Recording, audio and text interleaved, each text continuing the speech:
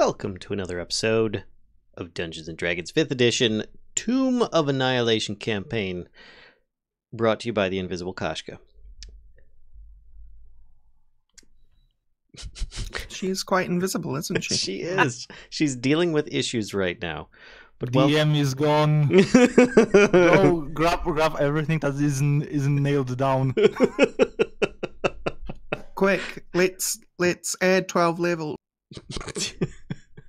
She'll just do the same to our difficulty. It's not good. I think I leveled up. I can fly now. Me too.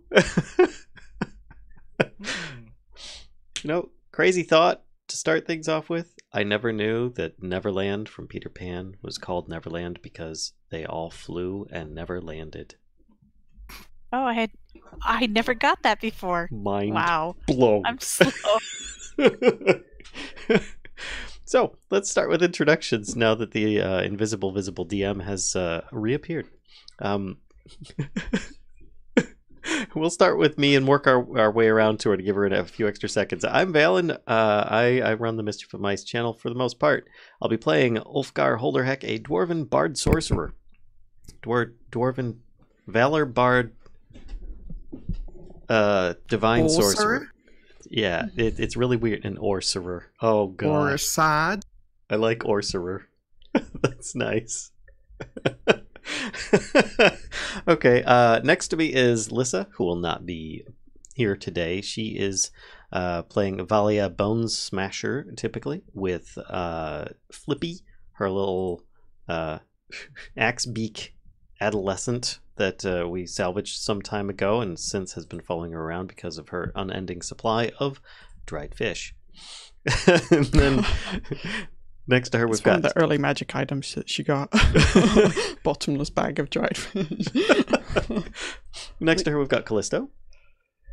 I am Kellisto, the Bear God Clan, and I am a half-elf druid. Almost said the other way. Dang. I know. Someday it'll come back. Master of changing shapes. And then we've got Nerevar next to her. That's me. I'll be playing as Tobias Salazar, who is a Spacial sorcerer, and he is accompanied by his idol Arokh Ironscale. Yeah, that's the names I've got. And I have also a Twitch channel, so. He does. NerevarDZN. Go give him a follow or a sub. And next to Nerevar we have Rorax. Hello, I am Rorax. I play Aelia, the Centaur Cleric, and I can also be found on the YouTubes at RoraxPlays. Indeed she can. And next to her is Gao, who is yes, the king of the kobolds and Rorax's companion.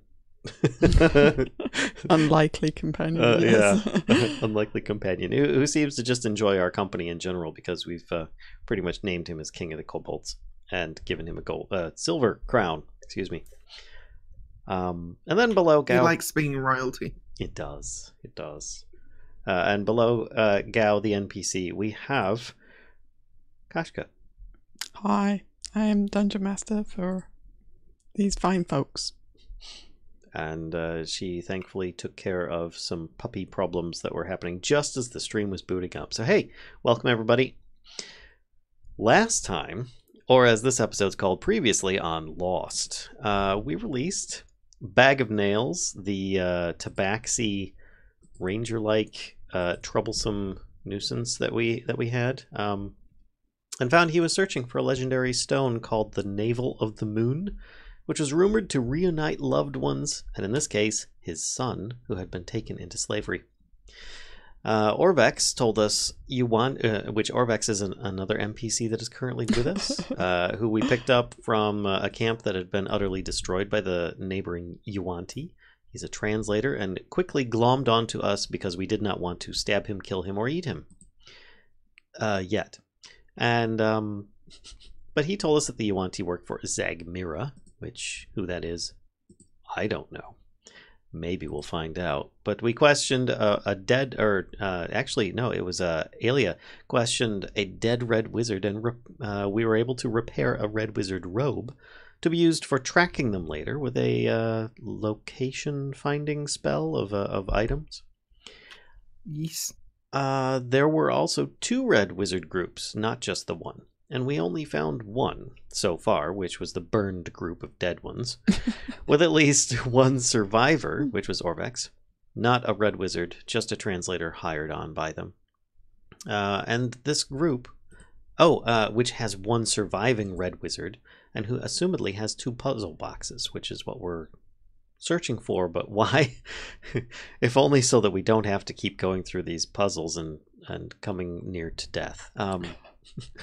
We also learned that the King of Feathers is a T-Rex, and that it's many times larger than a normal T-Rex, which could also one-shot most of us being a normal T-Rex. So that's great. And it's patrolling the northern half of the city, which is probably where we're going to end up going at some point. But that aside, the 2 shrines that were explored by the Red Wizards already had a rabbit with a horn on it for a mascot, and the other had a flail snail. We also discovered that the Eastern Shrine with bears on the inscriptions. And that was pretty much the summary of last episode. Lots of words, not a lot of action. So, which I'm actually kind of grateful for, because when there's action, Ulfgar gets eaten. In that case. So I don't remember where it was that we actually were on the map. So you had just arrived at the shrine over here. Draw the line. You crossed the line. Let's make this small. I also did not get Orvex's sheet out. I should probably do that just in case he's needed for anything whatsoever. Okay. So we had spotted a shrine that seemed to have, I'm guessing that these are normal size looking grizzly bears and not like... They're not actually grizzly bears, I don't know kind of where. But they are. I think you guys have seen these little dudes in the jungle. They are, they look like Zorbos. Have you seen Zorbos? Creepy little bear things. I don't know what a Zorbo Nope. is. I know what a Kevin Sorbo is. Yes, it looks like Kevin Sorbo in a bear suit. I mean, that's it right there. Apparently, I would never notice because I rode up an elevator with him once. Yes, Had no clue. we both did. It's Kevin Sorbo. Oh my god. He was shorter than I thought. Rude. I think you guys ran into these guys. What? Nope. No? Okay. Are you kidding? If we ran into one of those, we would attempt to have made it one of our pets. Are you sure about that? Somebody might have. I'm sure somebody would have tried. Well, that's what the carvings on the door look like. Oh. Wait, are they on the door? Yes. Snarling bears with long, sharp claws. They look kind of like these, maybe a little bit furrier than those dudes. Okay. Well, these guys only look furry on the top half. Like, they've got like... Yeah, that's why I'm saying they look a little bit furrier than these dudes. Okay. They're not quite as nude as these guys look. Nudity. So yeah, that's what's on the doors, and that's kind of where we left off last time. Is you see a pair of needle-like columns marking the entrance to a walled ruin. In the court beyond, banyan roots envelop a squat building. The stone doors that seal the entrance are carved with images of snarling bears with long, sharp claws. And that's kind of from where you're at. That's as much as you're gonna get. Great.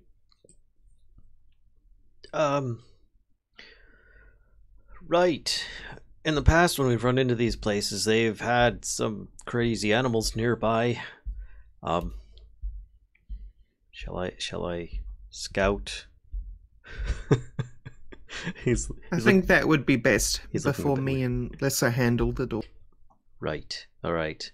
So I will try to stealth in a little bit, but looking for any kind of danger and not wanting to reveal myself if at all possible. I don't know what kind of cover I might have, but I mean, there is a fair amount of, like, you know, flora and fauna around. So you could kind of hide in some shrubbery and whatnot. yes, shrub dwarf. So I am in.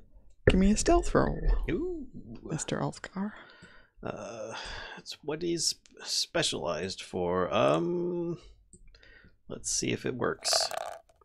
Roll them dice. That's terrible. I rolled a strong 2 plus 9 makes it 11. Okay. Alright, so then you're sneaking around. What are you sneaking, like, just, are you doing a circuit around the building? Are you, like... More or less. I mean, I'm just trying to stay out of sight and see if I can see anything in the process, if there's anything outside at this point, so that we're not surprised. It looks like I won't actually be able to go behind the building, like around the wall or anything. I would actually have to physically go up stay within the wall boundaries, just from the picture, I'm guessing.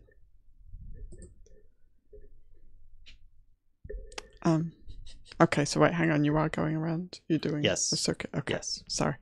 Alright, so here, let me take you actually over to, let me make sure I've got everything set, and then I'll just take you over to the map. Yeah, that looks good. Okay, so we are going over to the shrine map, and we are this time we are in the bottom right corner of the shrine map. Right, let me zoom. Bottom right corner. Let me zoom out a bit. Yeah, seriously. Aha. Okay. Nair. It's been a bear. A nared bear. A nair bear? No, a nared bear. You know, like the hair removal. Yeah. That bear has been nared. A nair bear stare? That's what that Zorbo's giving you right now, is a nair bear stare. Okay. Sorry. So bottom right corner. Yep. Couldn't resist. All right. So yeah, basically circling around it, trying to see if there's any kind of critters, nair bears in particular. So let's have a look. I don't think. I think Ulfgar has actually probably got a little bit of the jitters from the last time that he just looked in the water and found a giant toad that ate him.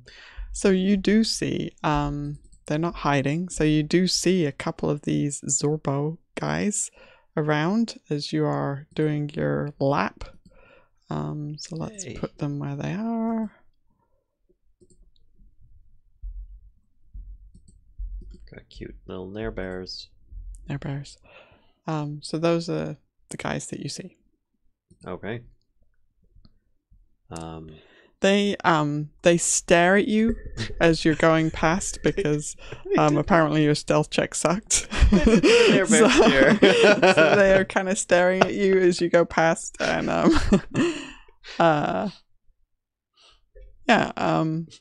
They don't seem to just straight up attack me though. No, they give you kind of a hiss and they snarl their teeth at you, and they look aggressive, but they don't look like they're gonna go for you at the moment. Okay. So then I complete my circuit and rejoin the group. Okay. Yes. Yes, sure. Okay. Yep. Without, I mean, like I said, they kind of like, they might follow you a little bit, but they're not. They don't seem to be attacking you. Okay. So Ulfgar returns to the group, looking nervously over his shoulder, and not really looking at the group so much as looking more over his shoulder. And he says, "So there are these strange, bear-like creatures that seem to have some kind of skin issue, or they've lost some patches of their fur, or I don't know. They look kind of a cross between a bear and a raccoon, but they're, how big are they? People size? They are small actually, so they're a bit smaller than you. Bit smaller than me, but I don't know. They could be a bit of trouble. raise a ruckus. There's a few of them. I saw one on the left side there, just by the break in the wall. One about halfway across the shrine on the right side, and then one down in the back. They all seem to be outside the walls, and they didn't attack me on sight or anything. They just seem more curious and wanting me to keep my distance. So, just a heads up, there are a few little critters around, but I don't see anything else. Well, alright then. Valia, shall we? And I indicate to the... And she says, yes, let's. So you... Alright, how did we do this last time? She starts just busting a move up to the door. Which the doors are closed, I'm assuming. So when they get up there, they find that one of them is very slightly ajar. But they... excuse me. And there is a plaque up above the doors with some writing on it. Oh dear. Can I read the plaque? Hang on, let me look at your languages, or if you know your languages off the top of your head. Undercommon, Sylvan, and Common? Nope. You don't speak Zorbanese? Negative. Common Draconic. Nope. Aelia calls back. Dwarven? Ulfgar, there's a plaque here. I don't know what it says. Is it? You said it's above the door, right? Orvek says, I can help. Hang on. And he's like... he kind of pushes past Arokh and... I take it it's not dwarven so or giant. keen. Yes, he's very keen to Or help. goblin. So he moves up and he says... he says...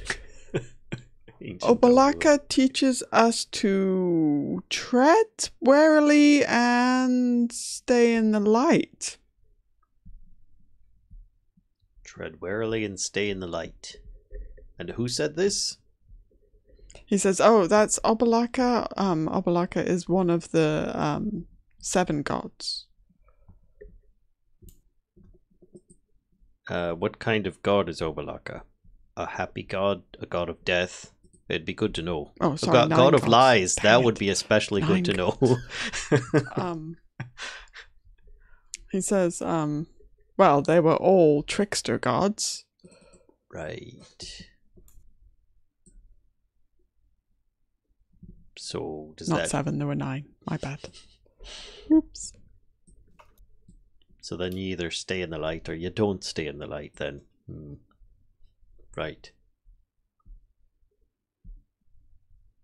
Well, we can throw one of those little bears into the light and see what happens. I wouldn't do that. They look very bitey and scratchy. And that will be animal abuse. Orvek says, yep, okay, so I'm just going to step back a little off to the side. So you Did have he have anything more to interject about the god itself? Well, he says, I we realize can... you might not have The that story information of readily well, available. the story of Obalaka was that hang on, I do have it.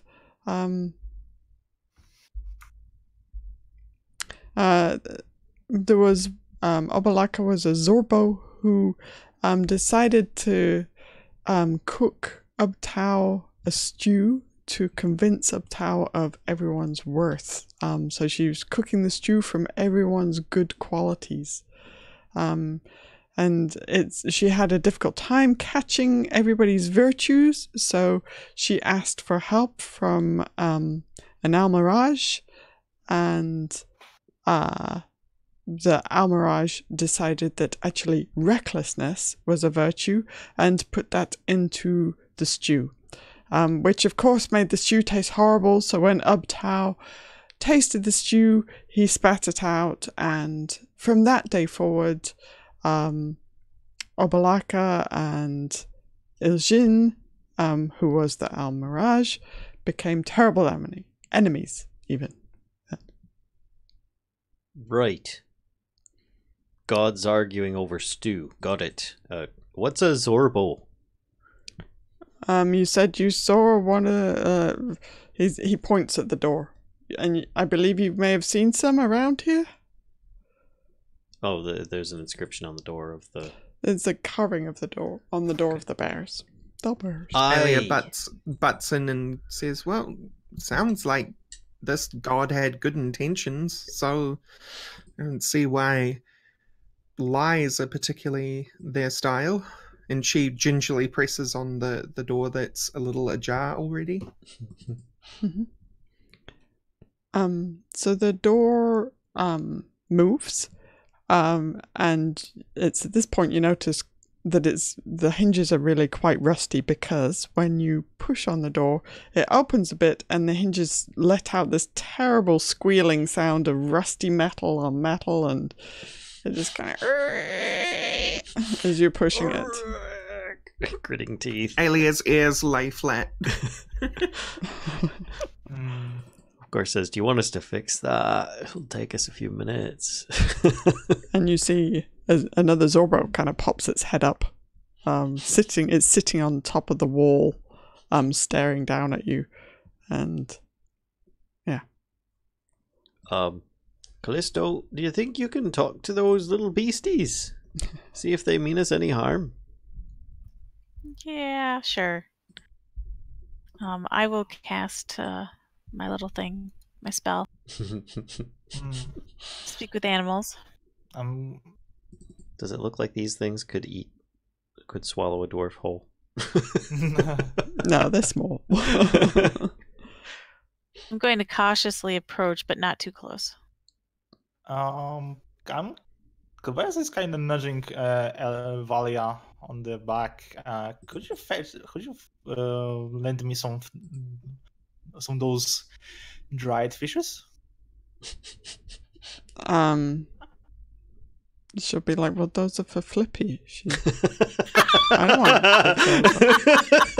I'm not lending you the fishes for Flippy. Flippy's fishes. Excuse me. Even just one. Oh, fine, just one. And she like fishes out this little dried fish and hands it to you. That's pretty accurate. And I'll be joining the Kellisto. Okay.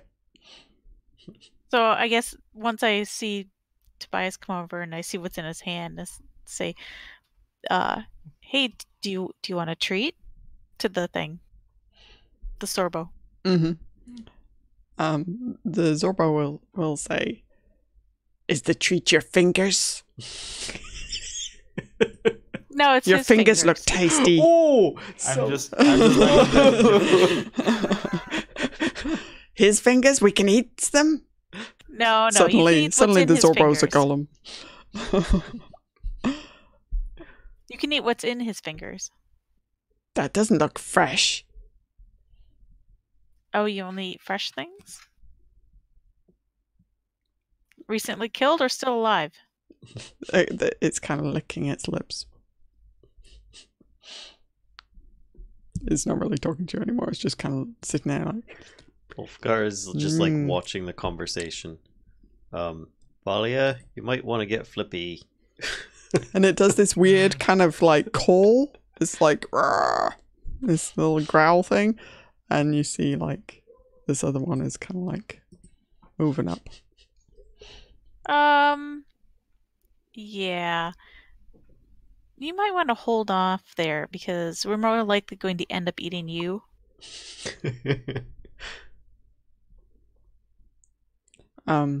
Okay. Ask them, what if we make them a stew? Oh, do you want a stew? We can make you a stew. Turn them into a stew. What is stew? It's like lots of food in a water. Oh. Cooked up. Why would you... I'll take that as no. I'm thinking golem right now. What is cooking? Never mind. Do you live here? Yes. Have you been in that building? No. Has anyone else been in the building recently? I don't think so. Can we eat his Ask fingers them if now? They have. Ask No. them if they have a problem with us going. Do you have a problem with us going in the building? No, but maybe one of you should come with us. No. You can have the fish. But that's it. Tobias, throw him the fish. If he won't eat it, then that's his problem. I'm throwing the part of it, not the whole one. Flippy takes off. Yeah, right. Come on, give it a taste. So the closest Zorbo kind of scrambles down the wall a little bit. He's kind of showing you his naked butt as he goes, scrambles down the wall, and he kind of like takes a claw and like paws the bit of fish closer to him and sniffs it and says, "That's not fresh." It's still food. He likes it raw and wriggling, doesn't he?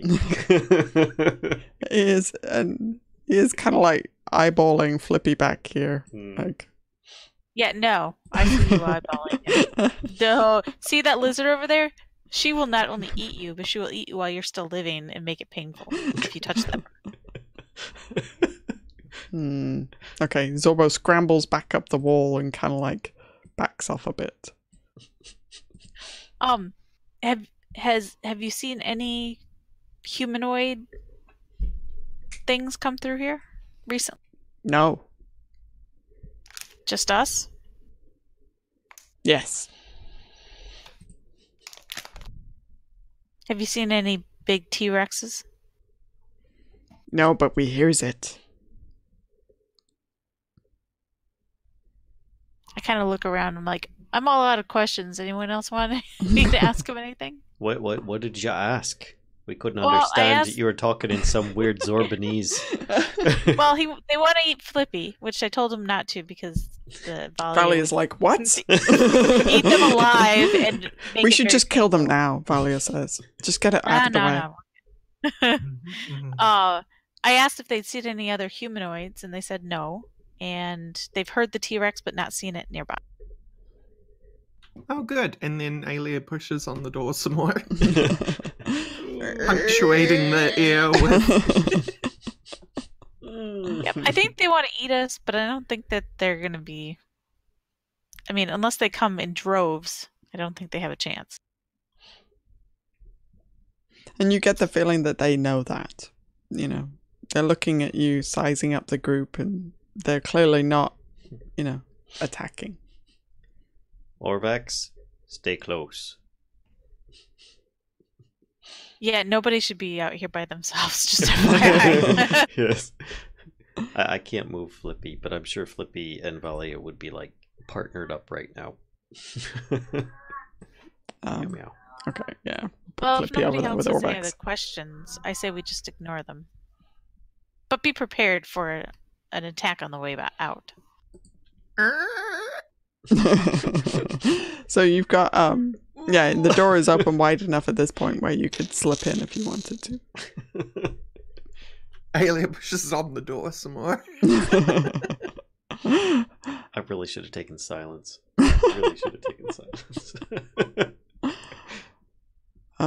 Okay. So yeah, after a fair amount of screeching, the doors are open wide enough, and Valia will join in as well, pushing on the other one until both of them stand wide enough that everybody can enter. I will. Hooray, what do we see, GM? Oh yeah, that's a good point. I should uncover that. I walk As into the everyone darkness. goes in, I'm gonna stay behind and kind of go backwards. I don't want to turn my back. So you see, directly in front of you is kind of it looks like a hallway, a 10-foot wide hallway that goes to the right. Are there shadowy patches and light patches? There are not, no. But there are, you do see some stuff on the walls. You see, here, let me read the description. The walls of this dark corridor are covered with painted reliefs showing Omuan people hunting, harvesting fruit, and that's that's these two right here. So that's all you see. Ulfgar says, okay. hold up a minute there. And he says, let me see your spear for a second. I just need to touch it. And he reaches out and just touches it, and your spear lights up. So you can see. Sorry. Great. So under these two kind of reliefs that are in the wall here, or attached to the wall, there is I'm thinking about light, there is like a spot that looks like it's for a torch. So if anybody has torches, that would... I might. I'm so dark visioned in, I don't even know if I have any torches. Valia has torches. Oh yeah. That's true, she does. She would. Can Valia see in the dark? I forget. Oh my gosh, I've got a lamp and a flask of oil.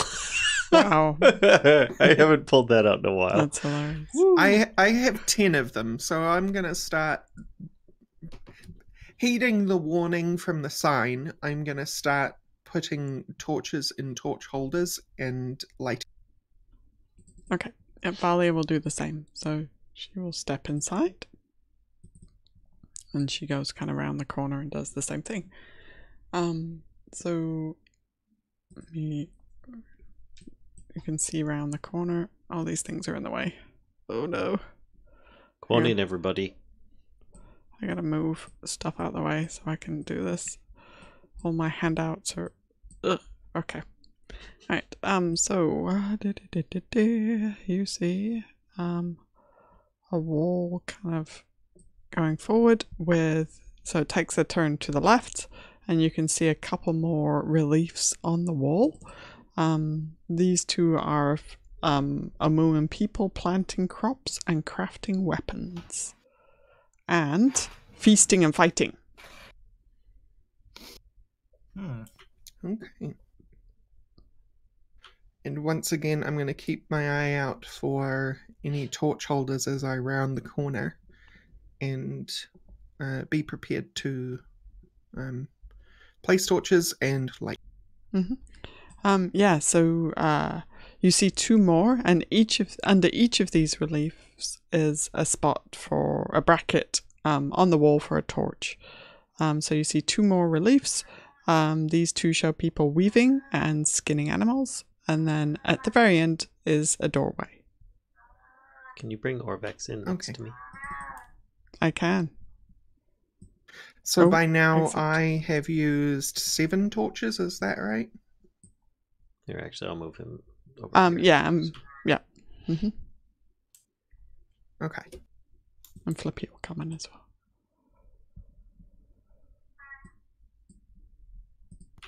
Aelia shouts back, "There's a door!"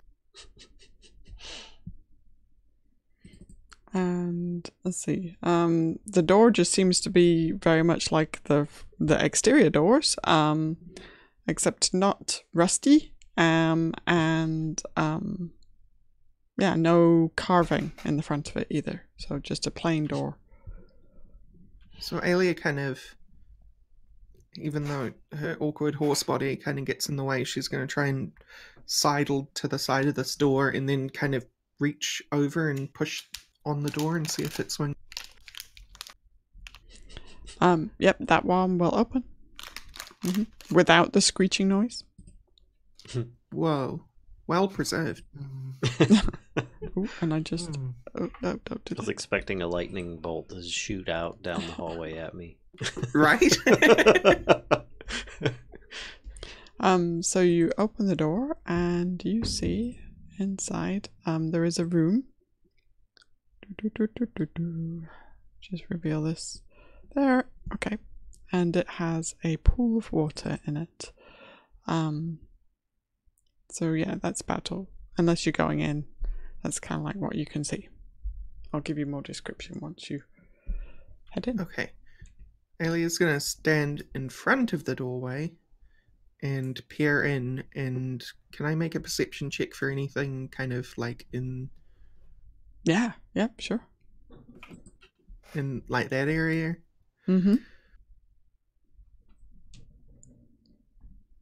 If I can get my character sheet. No sheet for you. Oh, no.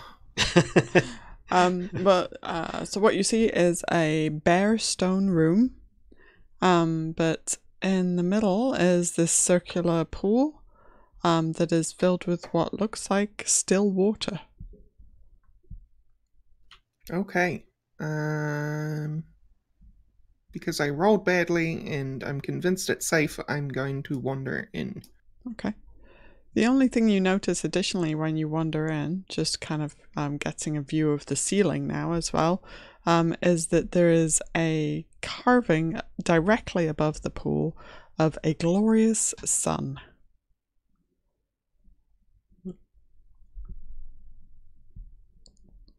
Are you gonna Aelia shouts back, everything about this temple screams light. Right, I can only cast the spell on one item at a time. As he pops his head through the door. You hear Orvex at the front trying to push the door. Well, you assume it's Orvex. But you hear a big screeching noise from the front doors. Ulfgar turn around and message to Orvex. Is that you? Yes, I thought it wise to close the doors behind us. Right. But Arokh was left behind. Is Guarding a door. Is he coming in or? Oh, yeah, I think he's too big to fit in anyway. So he's staying outside? Yes, correct. He's gonna stay outside and be food for the. He's not very meaty, so they might not be attracted. Yeah. I guess It's true. you'll have to wait and see. He does look. It's not like that. he will leave the corpse behind. So, Do the Zorwos know that? That's the question. no. Is he getting the Nair Bear stare? I think I think Orvex would have beckoned him, like, come on inside. And if Arokh was like, that's when Orvex is like, okay, well, and just pushes the door closed. Then you hear the locking mechanism. Oh, crap.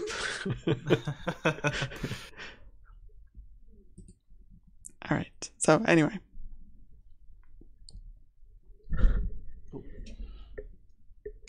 Okay, so I walk through. So here you go. Okay. There you go. Sorry.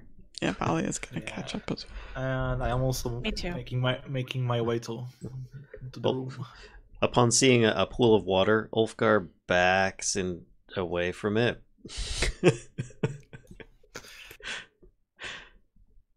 And then Come on, Ulfgar, that frog was bigger than this pool of water. I just don't trust water these days. And he'll use his spell like he did before to make the water clear if it's murky at all. So is anybody looking in the pool? Yeah, I take my staff and kind of like stick it in there a little bit to see if I can figure out how deep. So the first thing you notice actually when you look in the pool before you even like touch it with your staff is that actually the reflection on the water of the pool doesn't show the sun carving that's in the ceiling above it, but instead it shows a moon carving. Oh, interesting. Aren't you a druid of the sun and moon? Is it a reflection or is it Carved on the bottom. like underneath the water and the water is not very. It's definitely a reflection. I would like to see how deep is this pool. How are you gonna find that out? Don't throw the dwarf. Don't throw the Climb. dwarf. Which way possible. I'm going to unshield the shutter and going to dip it in. I don't need a wash. I'm perfectly fine with that.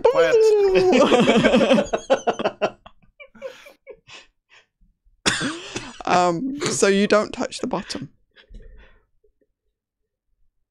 Are you sticking your arm in or just the blade? Just the plate. Hey, Ulfgar, come look at this. Aye. And he like slowly walks over to the water and says, "Do you need me to But move look. the water or something?" Or No. Look at the reflection. And he's like kind of, yup, it's a reflection, all right. It's not the reflection that you'd look above. It's He a looks different down and he reflection. looks up and says, "Oh." See? And he starts. You should detect magic. He starts incanting his detect magic, but it'll take him some time to do so. Tobias would like to make. I would make an Arcana check to see if this well is magical in some way. You don't Aelia, think it being is. Aelia, butts in, lights one of her remaining torches, and puts the lit torch over the pool. And then, if nothing happens, then she just dunks the end in the pool. Okay. So when you put the lit torch over the pool, you're expecting to see like a reflection of the torch in the water, and you don't see it. And when you dunk the torch, you're dunking the lit torch into the water? Yep. Okay. Yeah, it goes out. Alright. She puts the torch back in her bag, all sopping wet. It's gonna be a while before that one lights again. Actually, Ulfgar would stop casting and say, "Hold up a sec. Let me see that torch. The one that you just got soggy." Gives the soggy torch to Ulfgar. He casts Shape Water to remove the water from it, and Prestidigitation to clear it as well. Okay. And then just straight up cast Detect Magic, rather than waiting the extra 10 minutes. Okay. Yep, the whole pool glows. Alright, he says, "It is a magical pool." He hands back the torch. "Here, this should be usable immediately if you need it." The pool is completely magical. So he'd like to focus on it and see if he can figure out the school of magic. Sorry, I was trying to do the detect magic warning ahead of time. I'm fairly sure that's illusion, right? Hang on. Transmutation. God damn it. She's gonna come back. Necromancy. Surprise! Surprise necromancy. Let me read through these for 1 second. Okay.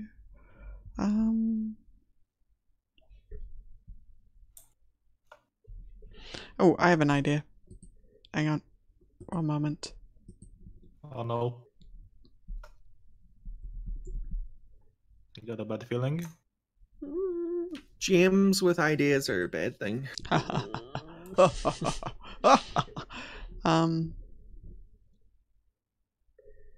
Conjuration? Fudge. I was like, please not conjuration. Please not conjuration. I can deal with any of the conjuration, just not conjuration. Alright.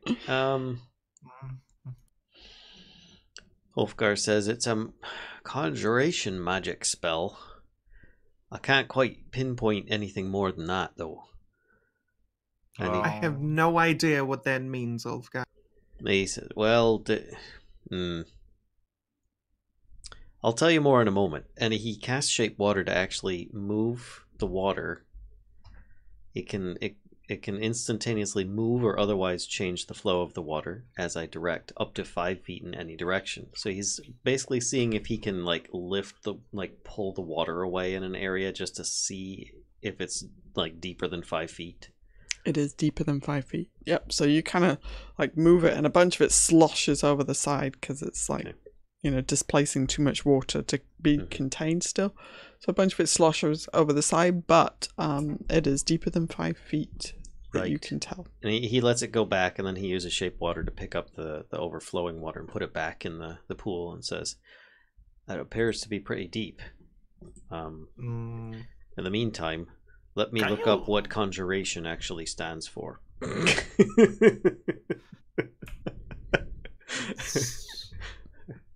It's School of Magic, so about summoning, more or less. All I'm wary of is that pool has a moon on it, which indicates the night, which indicates shadows, which indicates the very thing we shouldn't be in, according to that plan. Why? So don't jump in the pool. Should be fine. Well, Do if you you see do any- go into the water... Have you noticed, though, Kellisto, that the temple is a lot bigger than what we currently have access? True. Ulfgar says, as a side note, I know you've been lighting torches along here, but that light spell I cast on your spear should stay lit underwater. Oh, and she dunks the end of her spear in the. Okay. So you can see now kind of the sides of the pool, and actually the water looks quite clear. You see the sides of the pool, the stone sides kind of going down, but you can't see the bottom.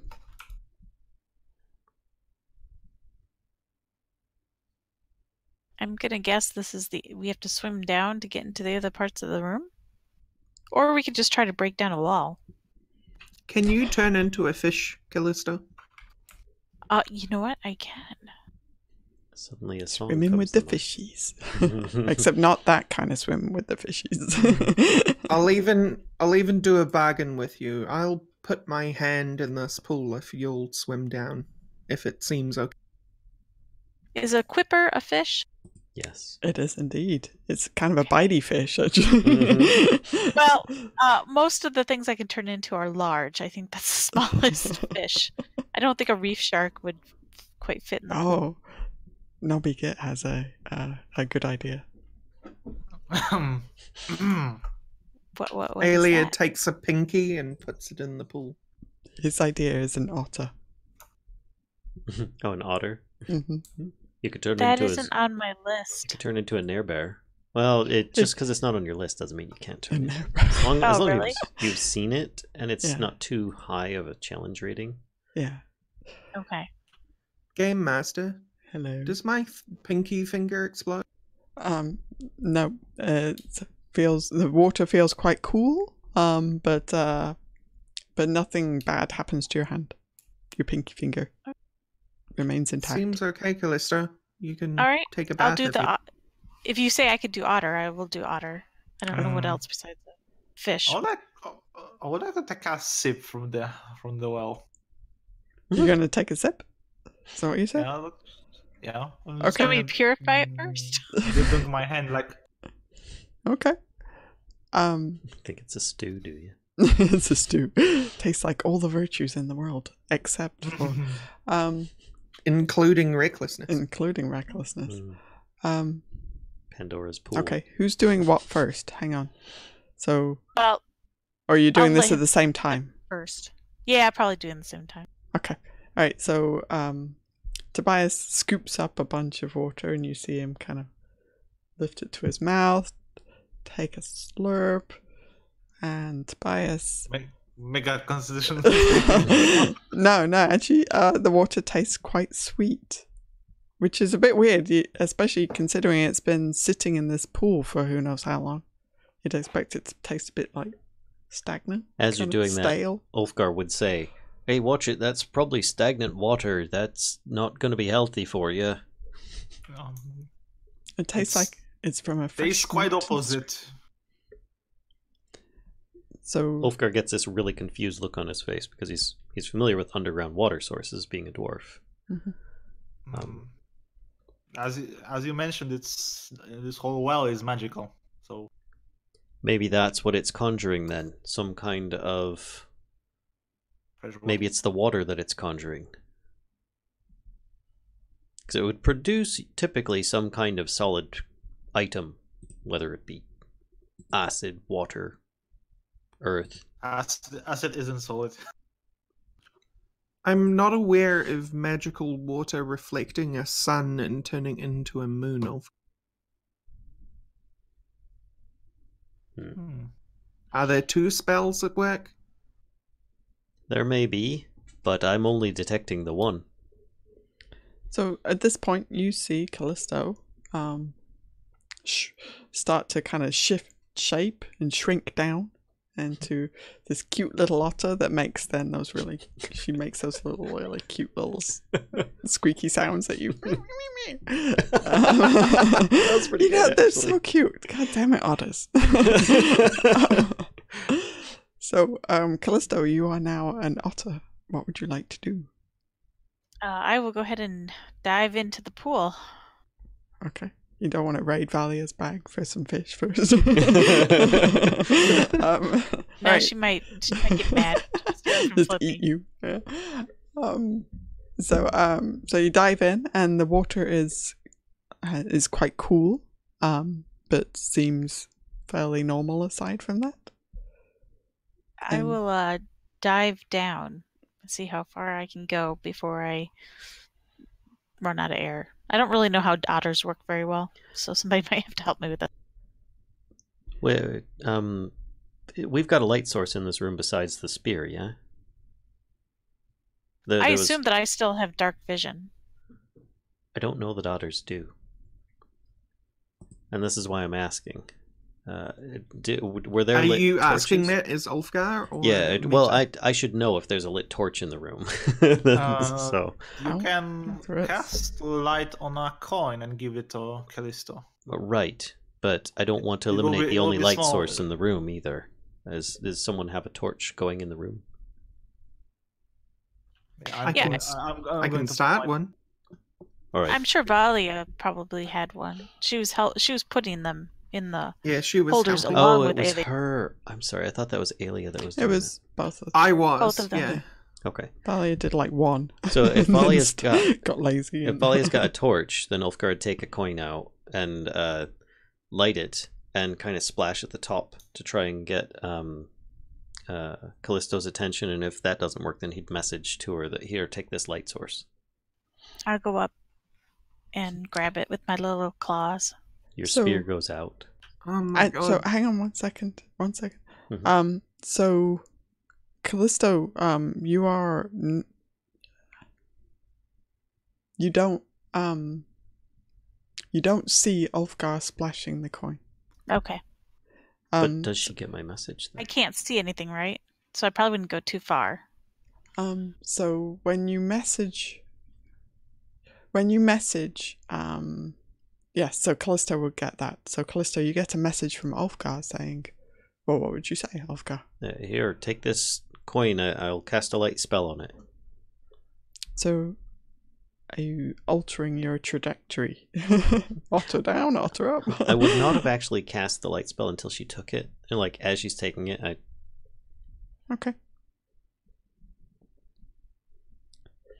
So Kellisto, are you continuing forward or heading back towards Ulfgar? If I hear him, since I can't see anything, I will head back up and go grab the coin. So when I'll try to head back up. I have a feeling you're not going to make this easy. So when you were swimming down, right? A little otter body kind of swimming down. When you change course and look up to swim up, you see up above in the ceiling a moon. Oh, interesting. So then you get to the surface, you break the surface of the water, and none of your friends are there. So Oh, great. Ulfgar, you cast message and Kellisto does not return. do I see her? Nope. And the water's clear. The water is clear. I mean, you saw her kind of disappear into the darkness, right? I've got 60-foot night vision Okay. or dark vision. Did I see her just go down and? It looks like she kind of disappears into the darkness. You lose track of her at some point, for sure. Okay. After, what, like 10, 12 seconds? Okay. Callisto, and he's like aiming around a few times saying, Callisto, if you can hear me, any kind of squeaky noise. And he's like kind of aiming around in a cone in the area that he thinks she might have been, like assuming it's like a well that goes straight down. There is no response. He says, she's not responding. I don't know if she can see down there because I can't see her anymore. And he says, I'm gonna... And he casts light on the coin and drops it into the pool. Okay. So the coin drops out of your range. Did it actually create light in the pool and everything? Yeah, it would, because that doesn't go out underwater, so it just right? keeps going. It just keeps going until you can no longer see it.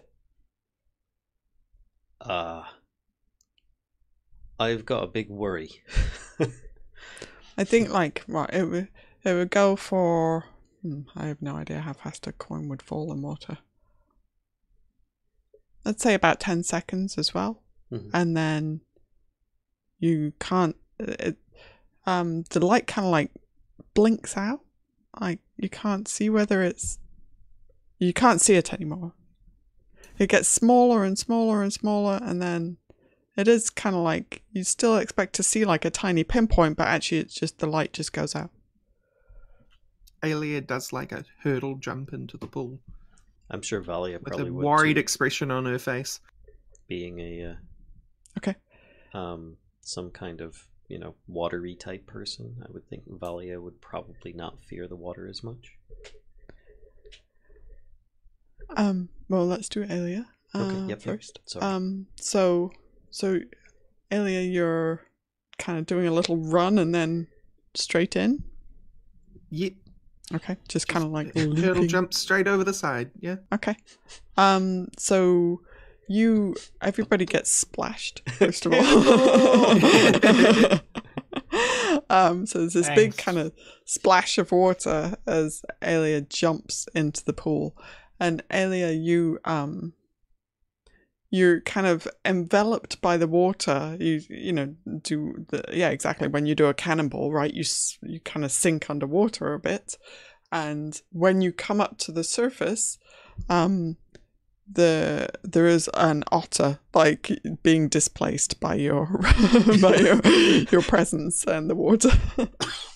And Kellisto, there's suddenly like Aelia is suddenly like emerging from the water quite quickly, like she just bobbed right up, quite rapidly. Thank the ancestors you're okay. We couldn't reach you.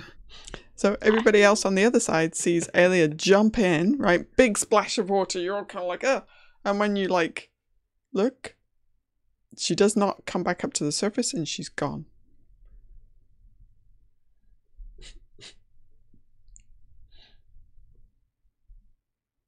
Well, when she comes up to me, I kind of like, I'm still an otter, and I kind of get surprised, and I can just kind of squeak.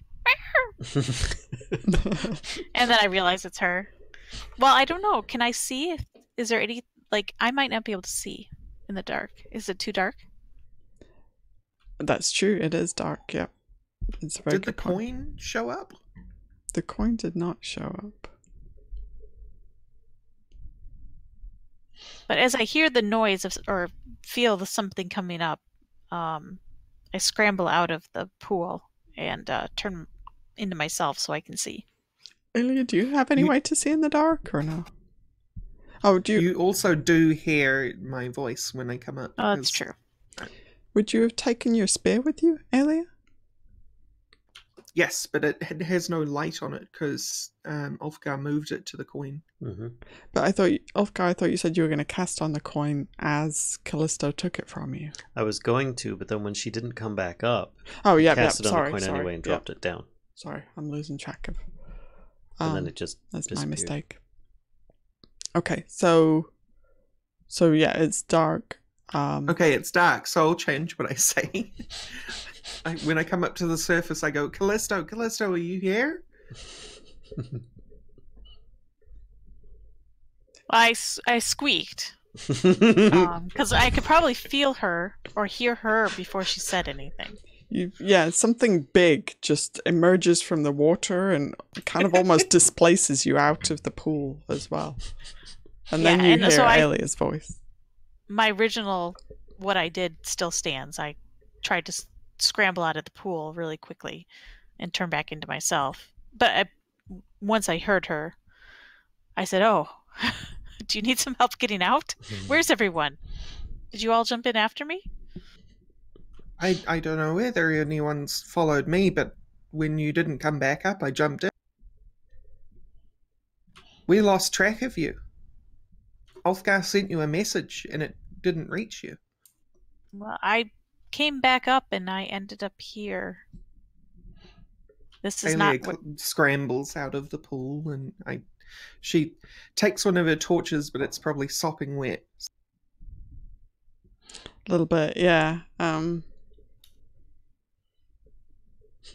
I'm trying to think. I mean, you were in the water for not very long, so you could take a moment to light a torch. It's just going to take a bit longer than usual. She'll attempt to light the torch. I'll initiate my flame blade so that it gives off a little bit of light. Good idea. Realizing that she might not be able to see. Okay, so the room around you is... I'm not going to reveal it just yet because I think that gives too much away, but I'll describe it. You see a bare stone room that is very similar to the one that you just left. But in the ceiling above the pool of water, you see the moon carving that you saw in the reflection. And if you look down at the pool, you will see a sun carving is reflected in the water. Interesting. I pointed out and say, Aelia, it has the sun at the bottom. I bet you we can get back if we jump back in. Do we want to do that? One of us should do that. So you've transformed back from being an otter, right? Yes. Okay, just checking. Okay. Aelia sweeps her torch around the room and looks for a torch. Let's go back to the other group for a minute. So now you've seen Tobias and Ulfgar. You've seen your two friends disappear into the water. Message. Tobias is going to dunk his head into the pool. Okay, so rest of your body on the outside of the water and you're just kind of like dunking your head in. You are decapitated. Ulfgar, you see this head bobbing along. No, I'm just kidding. Mending.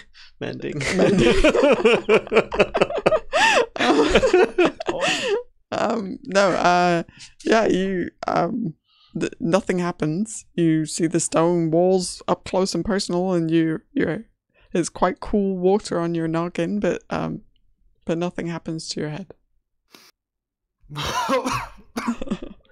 Yes, exactly. Ulfgar has been casting message to try and get Aelia. And then upon seeing Tobias stick his head in there, he then messages to him while he's got his head dunked in. What are you doing?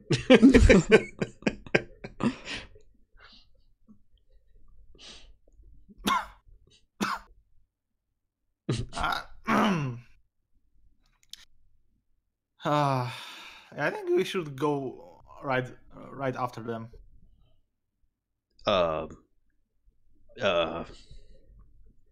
Right. They don't have any light sources if they are down there. I just don't want everybody jumping in a pool that's leading to a giant froghemoth's belly. This big burp happening. Giant burp noise reverberates from the pool. I'm kidding. He says, "Here, let me light up your gauntlet," and he casts light on your gauntlet. Okay, so are you going with me or? He says, "Well, you first." He looks really nervous, and Valia's they're probably fixing the torch to one of the holders in the room if there are any. I would assume, because she's always eager to jump in things. Yep, she will go as well. Ulfgar? He's like, "Go on then. If you feel you need to, I'll just make sure we don't get surprised." I gotta keep an eye on what's his name, Orvex. I insist. I gotta keep an eye on Orvex. Speaking of Orvex, we're jumping into a pool. He messages him. Ulfgar says, "Are you sure that's a good idea?" No. Alright, so wait, who's going in? So Tobias and Valia are going in? Is that? Yes. Yeah, it looks like. And Ulfgar staying back? At the moment. Okay. He's so Tobias, building how are his you? courage. Are you just like jumping in? Like, I'm kind of doing like the divers. I'm just sat on the edge of the well and just like turn my back down. oh, okay. So you're going in backwards, kind of thing. All right. Yeah, kind of. So the very similar thing happens. So Tobias, as soon as your feet are kind of underwater, you notice that the ceiling, kind of as you tipped back, the ceiling in the room, you were looking at the sun, and then suddenly it kind of like shifts, and now you're looking at a moon carving instead up above you. I'm swimming to the surface. And Ulfgar, yep, you see Tobias also disappears. What about Valia? Valia will take kind of she stands on the edge and then just leaps into the air and performs a kind of perfect jump into the water. So, yep, and the same thing happens to her. As soon as she is submerged, she disappears from view. And her feet smack Tobias in the head. Yup. So it's getting a little crowded in the pool. A little crowded in the pool. So Kellisto and Aelia, you see first Tobias kind of like swims, emerges from the surface of the pool, spluttering a little bit, and he's quickly followed by Valia.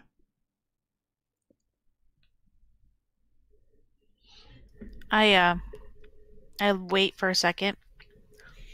Where's Ulfgar? He should be right behind us. Are you sure? Do you want me to go get him? He's currently in the other room, and he's like, "Come on, Ulfgar, you can do this. You can do this." You know what? Right. He's like kind of like, I'm going to fetch him "Do." and I'm going to do the same as before. And he like I'm pinches his nose and jumps in. Oh yeah, okay. So wait, Tobias, you're returning, and Ulfgar is coming through. So Tobias, when you get back, Ulfgar is nowhere to be seen, and Ulfgar, you emerge from the water, and you see Kellisto with her flame blade out. You see Aelia with a torch, and Valia is just kind of sitting on the edge of the pool, like splashing around in the water. She's kind of kicking her feet and splashing in the water. Sorry.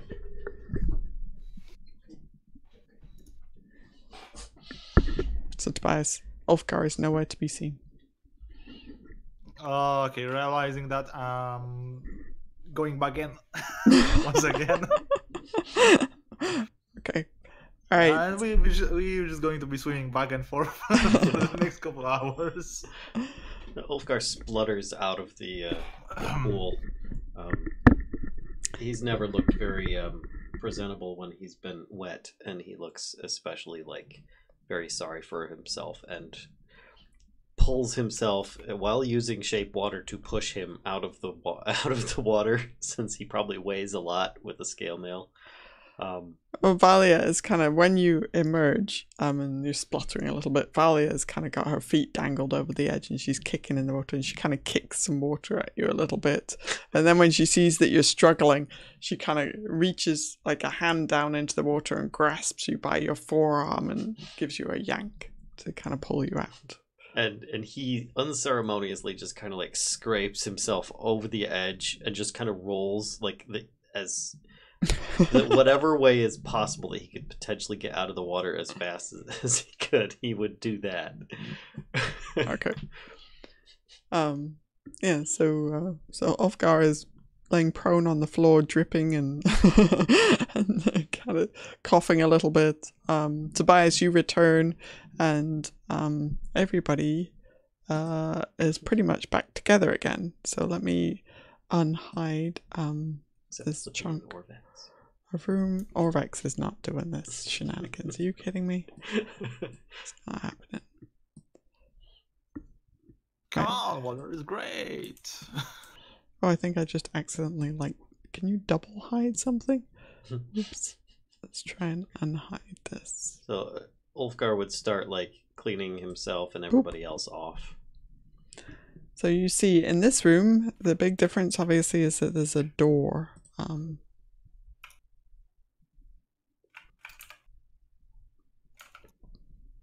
In one of the walls. Has Aelia spotted any torch holes? You don't see any torch holes, but any brackets or anything like that, but the walls are decorated actually. You would notice that when you light your torch, the walls are decorated. Again with reliefs of Amuan people carrying out daily chores. Is it still stuff like basket weaving, feasting? Is it still nice? Yes, it is still nice stuff. It doesn't seem to be like quite as like the ones that you saw in the first corridor. It looks like those had taken a lot more time. There was a lot more detail in those ones. These ones look quite nice, but not nearly of the caliber that the ones in the hallway were. Right.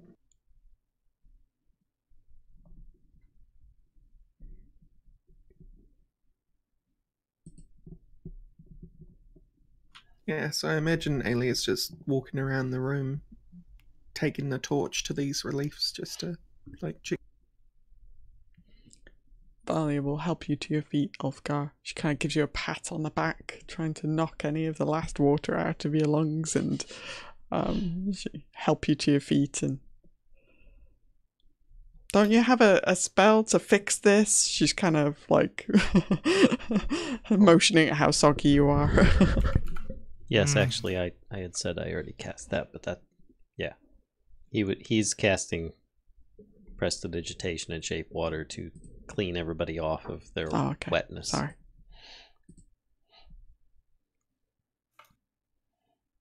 And pick all the water up off the floor and put it back into the pool, the Shape Water. Aelia not looking away from the walls, still staring at them. She's gonna say, is anyone gonna try that? Try what? Try what? Try that door. I'll go do it. There's a door? Wait. Aren't we in the same room? But of course there's a door. Wait, that's not the same spot. We're not in the same room, Ulfgar. Ulfgar, look at the roof. He looks up. The full moon is carved in the ceiling, directly above the pool. He says, that's weird.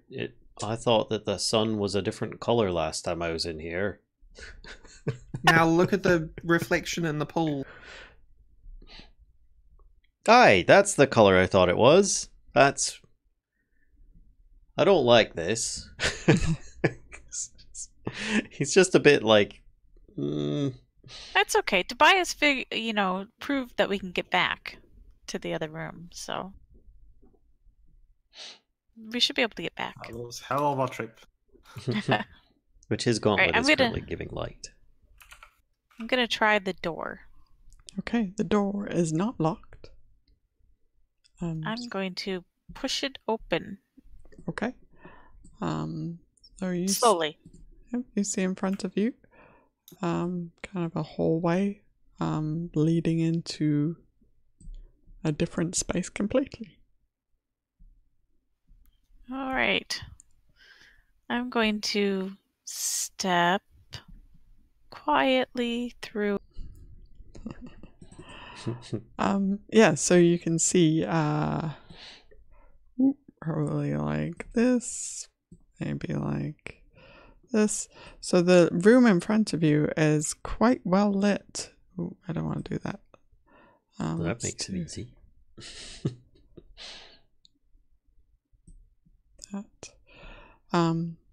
So the room in front of you is quite well lit. There are kind of these curved spots. Let me read the description to you. So you see torches illuminating this room. Light washes over a floor mosaic showing two creatures locked in combat. A small bear with sharp claws and a rabbit with a spiral horn on its forehead. In the middle of the room, a robed figure stands next to a waist-high pedestal, atop which rests a stone cube.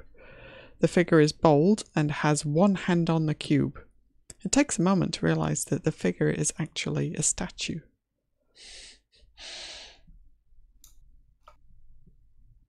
Okay. I call through the door, say, "There's a bigger room here. It reminds me of that place we were at when things got turned into stone. Just FYI. When the people got turned into stone." The people were turned into stone. Yeah, didn't we go to a place where they were reaching for the ashes and they got turned to stone? Yeah, it's where we tried to kill that lady. Great. Valia, I think this is your specialty. She kind of shoots you a glare. Well, come on through. I mean, I can move around the hallway a little bit gingerly to make sure that it's nothing gets set off. Sure. Yeah, they don't seem to be, moving around the hallway and nothing seems to be happening.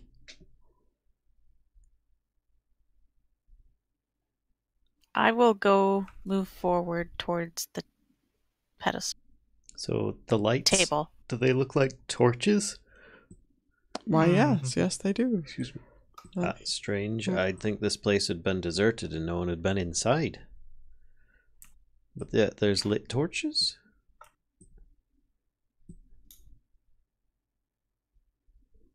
Actually, I need to... I'm gonna look closer. Like, can I do see if I can see anything of interest? Carvings, what? Okay. So you see the floor mosaic, and looking closer at it, it does, and the small bear with the sharp claws looks very much like the creatures that you were talking to a short while ago. Actually, let's see how what the handout of this guy looks like. Oh, so cute. Look at this. I want one. I see what Unicorn rabbit. Kellisto's going to turn into soon. Oh.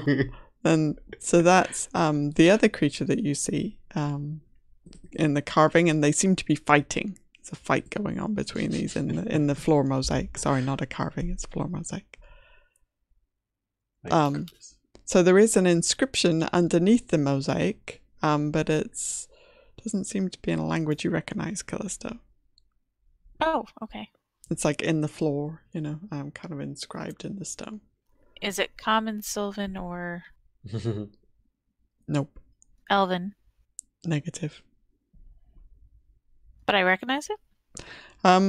You kind of recognize it because and you've seen this a few times now, above doors. Like the alphabet looks quite similar to the lettering that you saw above the doors that Orvex was reading earlier. Ancient Omuin. Hey, maybe we should have brought Orvex with us. There's inscriptions here that look like the stuff he knows how to read. Oh, I could read that here. And Ulfgar reaches down, puts his hand on it, and casts Comprehend Languages. Okay. So it is Old Amuan, and it does tell the story that Orvex was telling you earlier, actually, about the making of the stew with all the virtues and the recklessness added by the cute bunny and Ubtao spitting out the stew and bears and bunnies being enemies forever afterwards. So Ulfgar, upon casting the spell, says, "I just didn't want the guy to feel like he wasn't useful, But it seems to be the same inscription that we saw above the door upon entering." Well, that's not that helpful. Are there any other Aelia inscriptions in is the room? going to look at the robed figure. Okay. You look at the robed figure, and it looks like a human male. And the one thing that you notice about him is that he appears to be wearing robes that you studied very recently. Yeah. Aelia turns back to the group and says, I think that's a red wizard. Ulfgar looks at him. He's a statue, yeah? Mm-hmm. He is a statue. See, I told you it was like the lady. Ulfgar says, he looks pretty statue-like to me. How can you tell he's a red wizard? It's the robe. I recognize the robe. Ah. Do you think he was turned that way, or do you think it's some kind of just symbol? I'm Warning. pretty sure the red wizards aren't a feature of this culture. True, but maybe they left a warning? I don't know. I could potentially, if it's actually a person that was turned to stone, I might be able to fix it. But I don't know if that's something. what I'm wondering. I'm worried though if whatever he's doing or was doing turned him to stone, will continue to do so. Well, Aelia points at the robe wizard's hand and says, "Well, he clearly was too foolish to solve the puzzle of this place."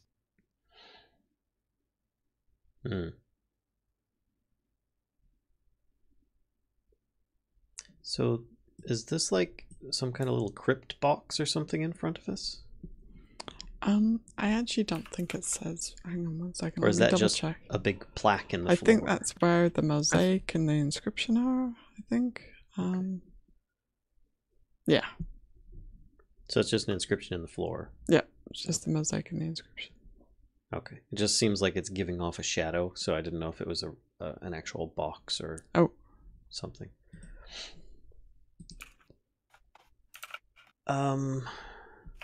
Right. Oh, hang on. Yeah. We have a Discord issue.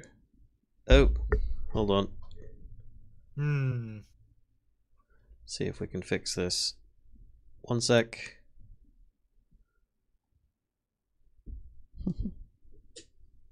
How's that?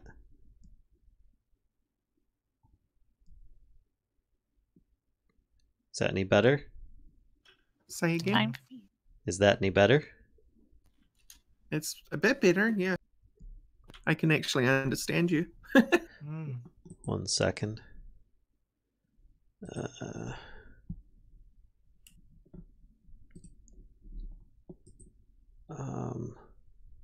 Wow. My selections for this are not good.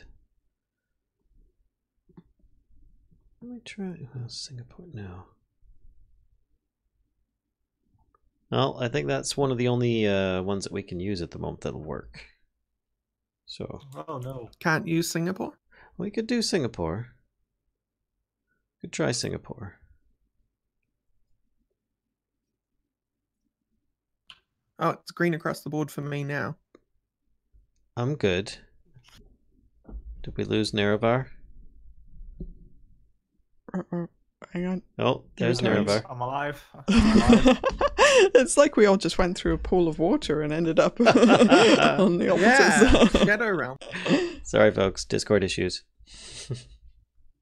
Kellisto, you still good? Yeah, I'm fine. Okay. I forgot what we were doing. You'd asked Red about Wizard this. had hand on the thing. I said he's obviously been naughty, and then you asked about the tomb thing, and it turns out that's probably the. Okay. So I think it might be a good idea if we figure out how to solve this puzzle before we try to save this man. if we can. I can't help but notice that the entire room is lit up, but that is contrary to the plaque that we had read.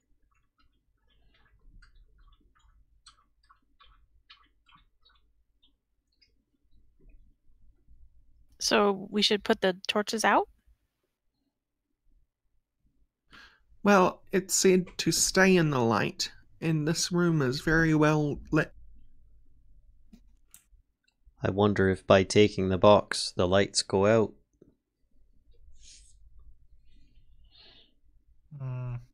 No, I think taking the box is clearly petrifying. Nice choice of words. Aelia walks up to the torch closest to her, the top left one there, and tries to take it out of its The bracket. Ulfgar takes a bracket, step yeah. back. Wall bracket. Yeah. Yeah, the torch lifts out of the wall bracket, as if it's a regular torch. She snuffs it. How are you snuffing it? Good question. Ow. Steam or smoke starts coming out the ears. I'm just thinking if I have a cloak or something. I don't think I do have a cloak.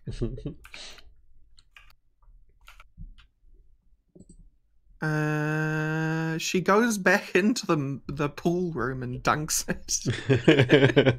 Okay. Yep, it goes out. Are you then coming back? Well, what are you doing then? So you walk into the pool room, dunk it in the water, torch goes out. She comes back into the puzzle room.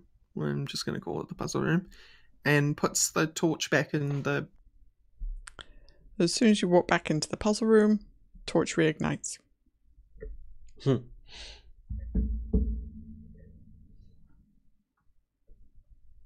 don't know if you still want to put it back in the bracket or not. But...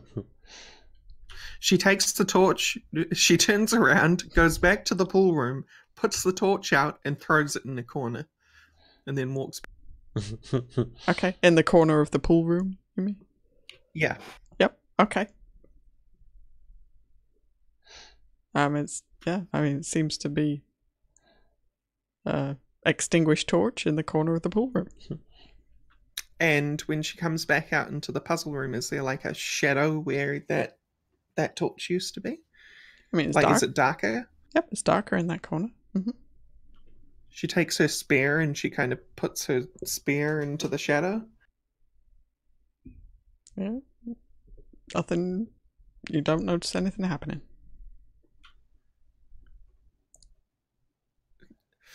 Well, I've been thinking about this puzzle and thinking about the fact that they're trickster gods. And you mentioned something about opposite Ulfgar. I'm wondering if we have to put all these torches out and keep them out. Because I don't know whether you noticed, but I walked back in here with an unlit torch and it lit itself. I did. That was a neat trick. I thought you were practicing some new magics. Oh, I don't practice magic. I practice my faith. Right, as do I. Aelia walks up to another torch and she starts like systematically going around unless anyone stops her. And I imagine this will take several minutes, but she starts going around just in order from anti-clockwise, taking her torch, going to the pool room, dunking it, throwing it in the corner, and coming back out for the next one. Okay. Yeah. Anybody? I don't know what she's doing, but I just start on the opposite end and start helping her. Just a quick note for the GM. Tobias currently has light on his gauntlet. Okay, thank you. Yeah, I wanted to mention that. Yep, so the room is slowly getting darker as Kellisto and Aelia kind of make their way around the sides, removing torches and taking them in. But yeah, there is this kind of soft glow from Tobias's gauntlet that keeps everybody. And here, Valia is going to come stand in here as well. And something's changed. Nah, the room just seems darker. The statue looks even. I'm going to leave the room. Okay. Valia would not be able to see if the light source leaves. Just a heads up. Yep. She's gonna go where the light goes.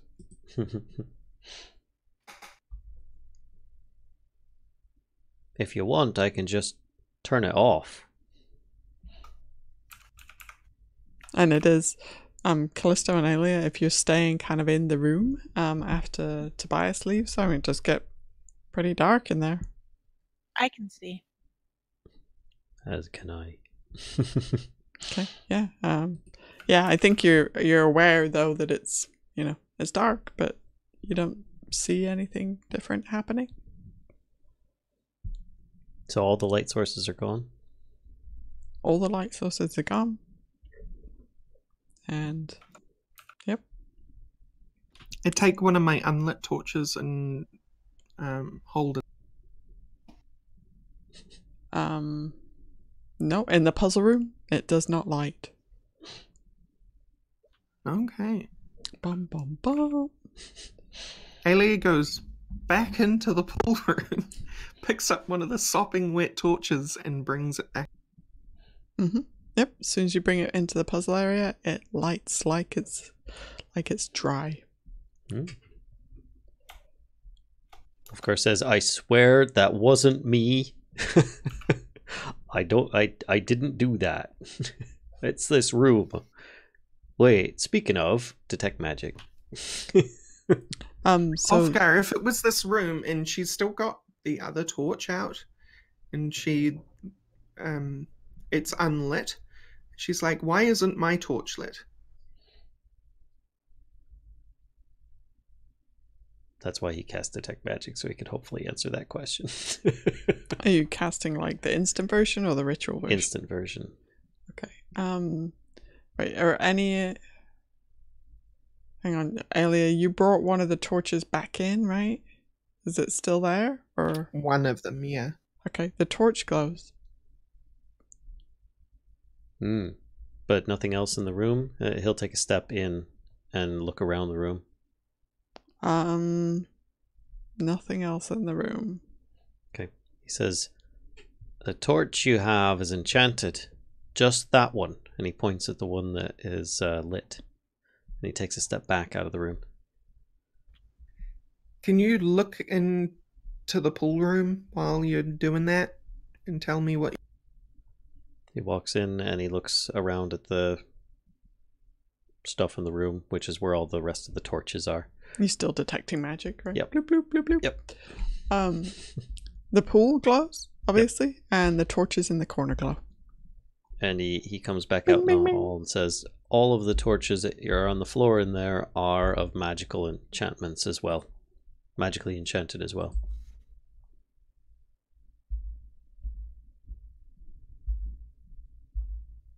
Well, I give up.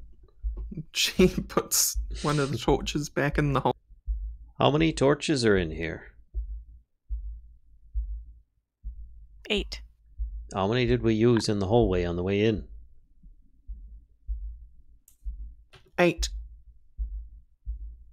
Ulfgar just kind of sits there thinking for a moment. And then everybody else has already figured this out, but then Ulfgar goes, "Wait a minute. That's the same number."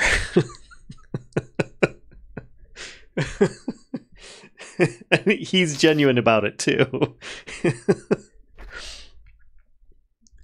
So? He says, Maybe the torches need to be brought back and put in the hallway? Right.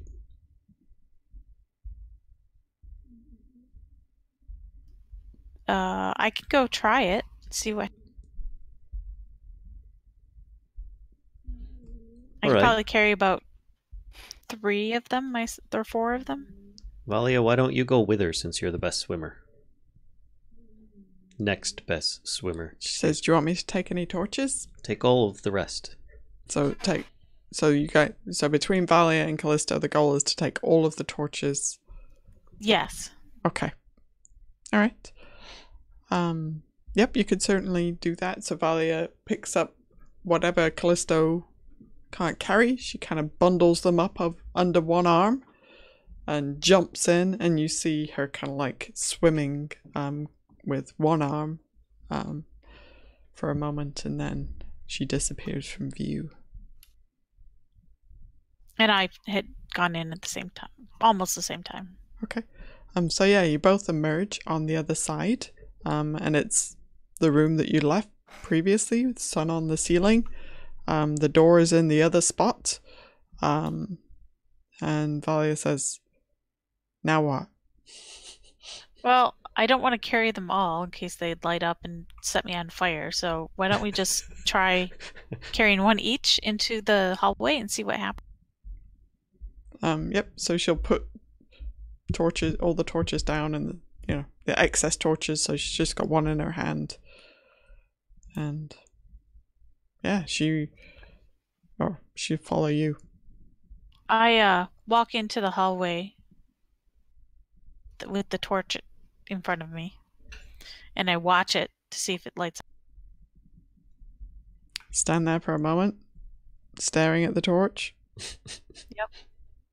Nothing is happening. Use the force, Kellisto. Not even a smolder.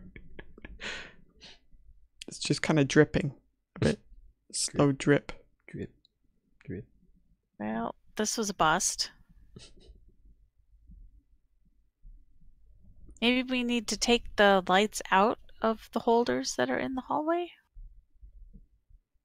There's currently a bunch of plain torches lit. Valia says, Yeah. "Sure." And she goes along, and you see her like putting the torches in her pack. Hopefully she took them, unlit them first. Yeah. She would extinguish them. Probably keep I'm gonna go one ahead lit and for put her. the one I was carrying into the holder just to see what if anything happens that way. Okay. It sits there dripping in the bracket. Meanwhile, Okay. Orvex is over there. Rorax does kind of stick his head round the corner. What is going on? It's a puzzle that we can't figure out. Oh, Do you want to come with us? there's more keys. No, I will stay No. right here. All right. Well, I'll I've seen what those puzzles do. I look at Valley and I'm Did like, you, okay. did you well, mention that there's a stoned red wizard? Oh no, I didn't. I forgot all about it. Okay, let's keep it that way.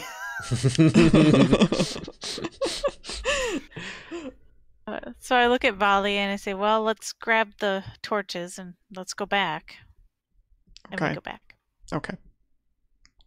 Are you guys doing anything while they go? I'm just paying attention to the pedestal, waiting for like a click I would or like to something. take a closer look on our stoned friend. Okay. So you see he is a middle-aged man. He has a little goatee. He has robes. Look very much. Just like I would be looking in the mirror. He looks like human. Nothing particularly remarkable. He does kind of.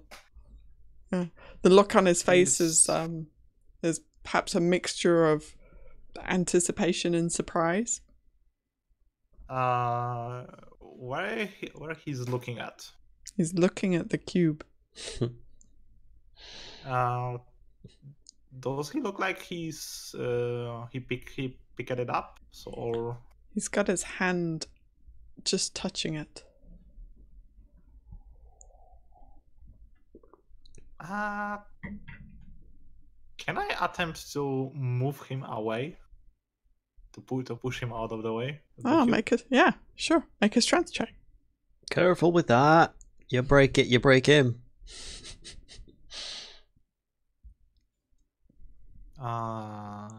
Saving throw strength.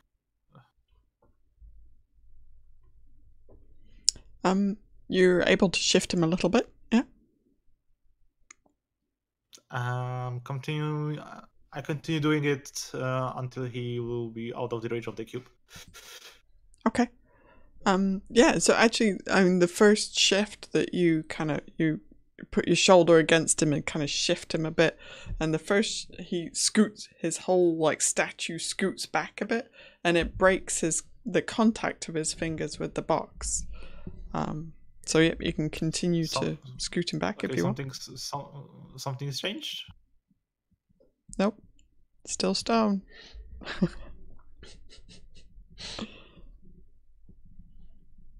Ulfgar says, well, since he's not touching the box anymore, I could try to free him.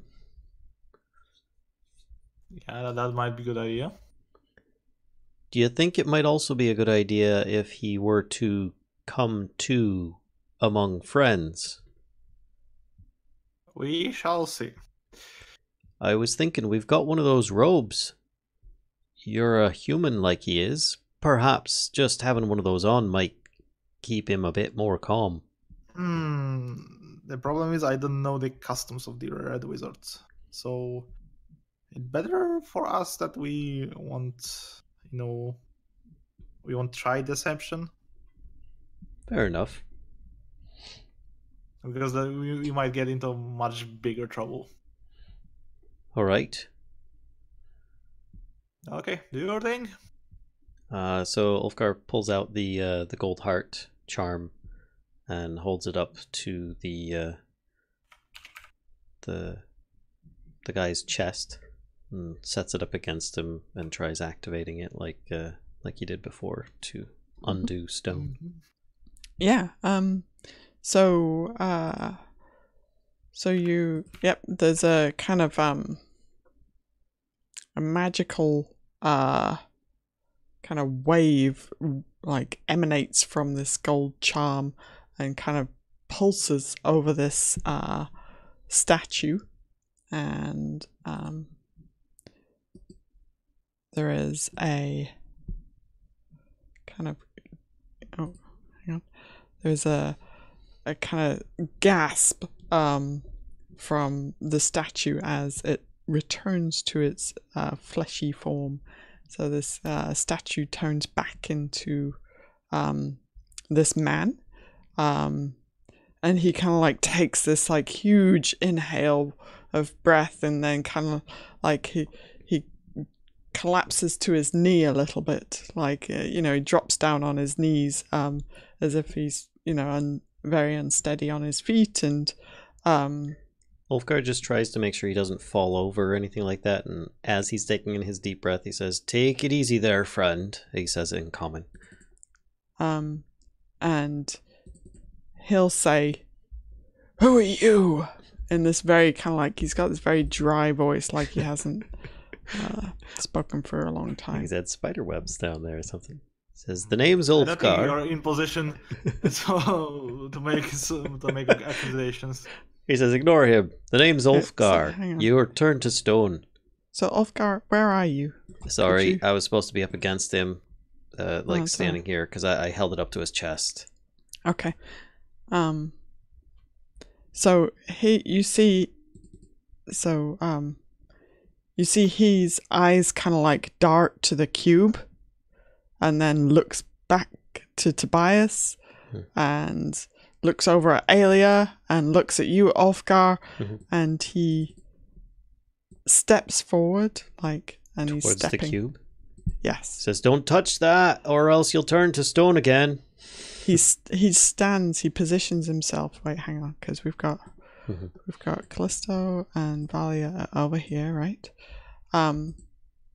So he stands and he's positioning himself in between you and the cube, and he says, "It's mine." He says, "That's great, but I wouldn't touch it right now. Last time you did, you got turned to stone now, didn't you?"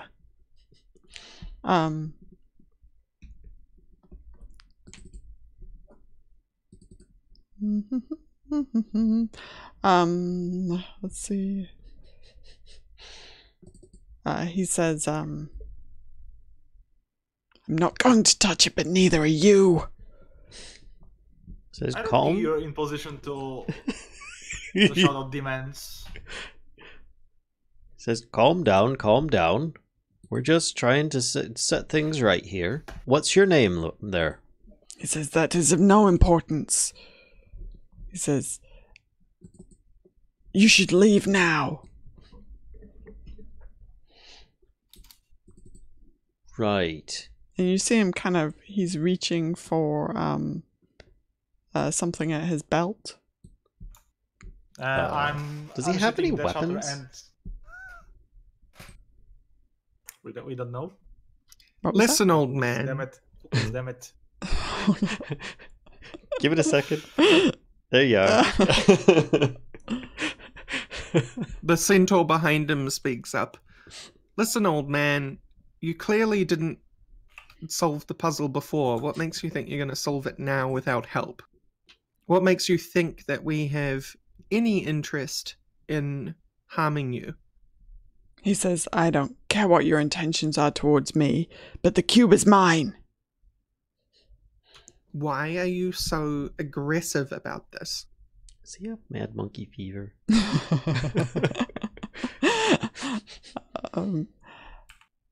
He says, you're telling me you don't want it? No.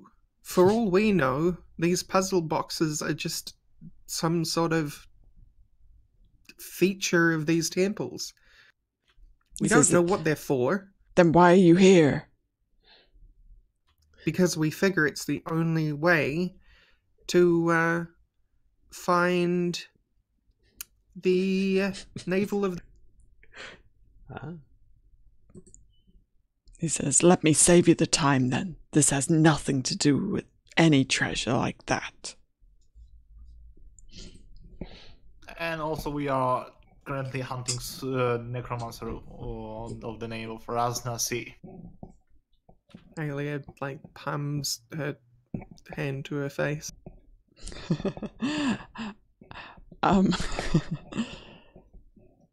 He says, something else that you don't need the cubes for. So tell them what they are for. He says, enough. He says, you should leave now. I would like to... Okay, I'm unshooting the shutter. I'm casting green flame blade. I would like to I'm going have to Tobias, insight, please. I'm going to intimidate for his him. responses. Aelia just shouts across the room, Tobias, please hold your dagger. I'm no dagger. I'm going to intimidate him. Aelia marches up to Tobias and hoof punches him. I was just hoping to insight check him for what he was saying. If we that's fine. You can do that, but that's fine. You can do that, but I am intending to stop Tobias being a reckless. Meanwhile, Ulfgar's just like, okay. So intimidation. My patience is limited. Intimidation check. He does not seem to be particularly intimidated by you. Unfortunately, he makes no motion to kind of back down. He's still strongly positioning himself between as many of you and this puzzle cube as he can. So, Aelia, are you intending to do damage with your punch, or are you just kind of...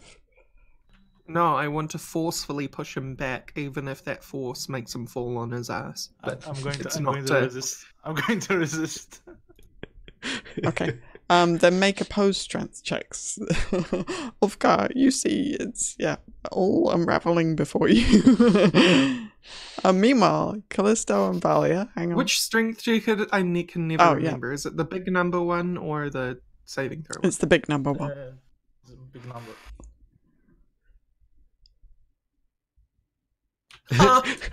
You guys.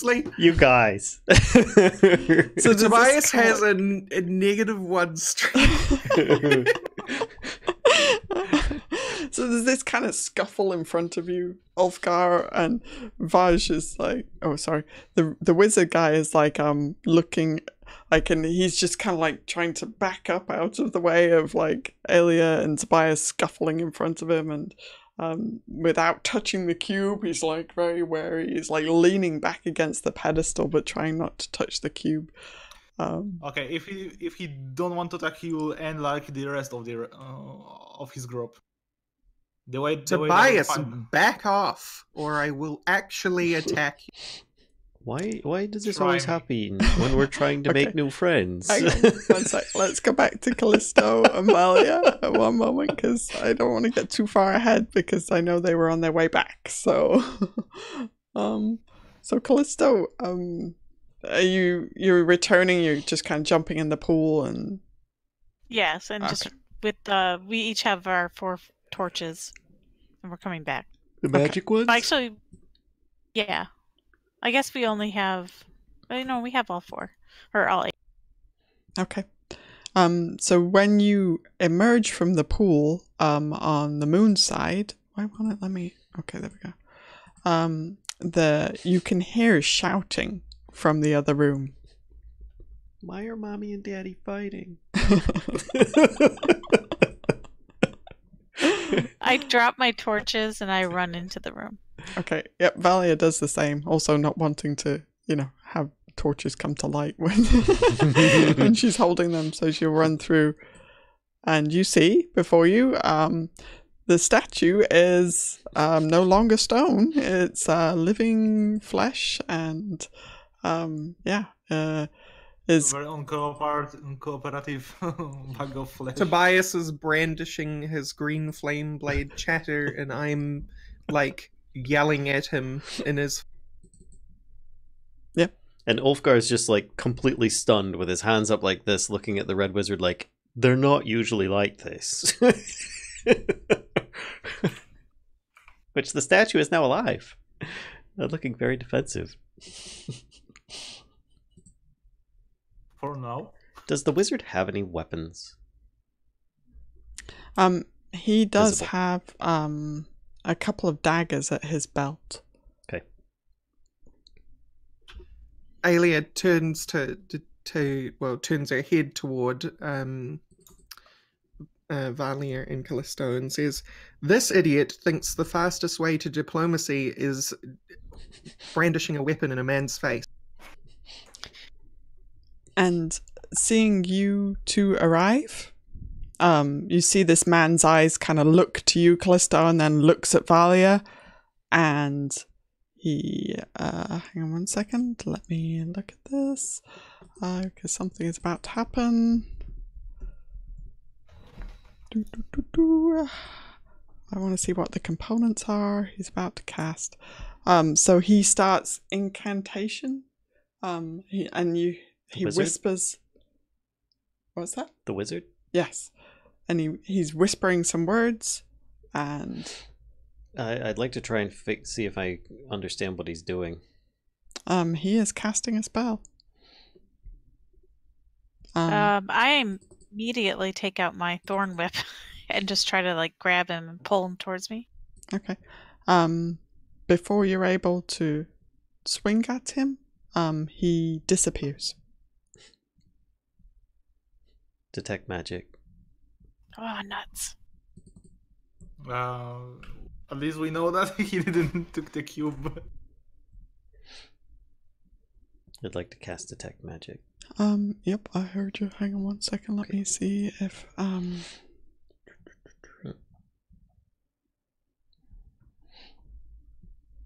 Hang on, does Arokhs see anything unusual on the outside? He sees like a couple of small angry bears, angry Nere bears, looking, giving him the Nere bear stare, but does not see anything unusual. Hang on one sec. Let's do turn order because we're getting all crazy now. And now we're getting all crazy. And before we lose track of anything else, I wanna. Everybody's moving at once. Oops, that was the quest log. Let's do. Boop. Oh, Valia. That's pretty good. There you go.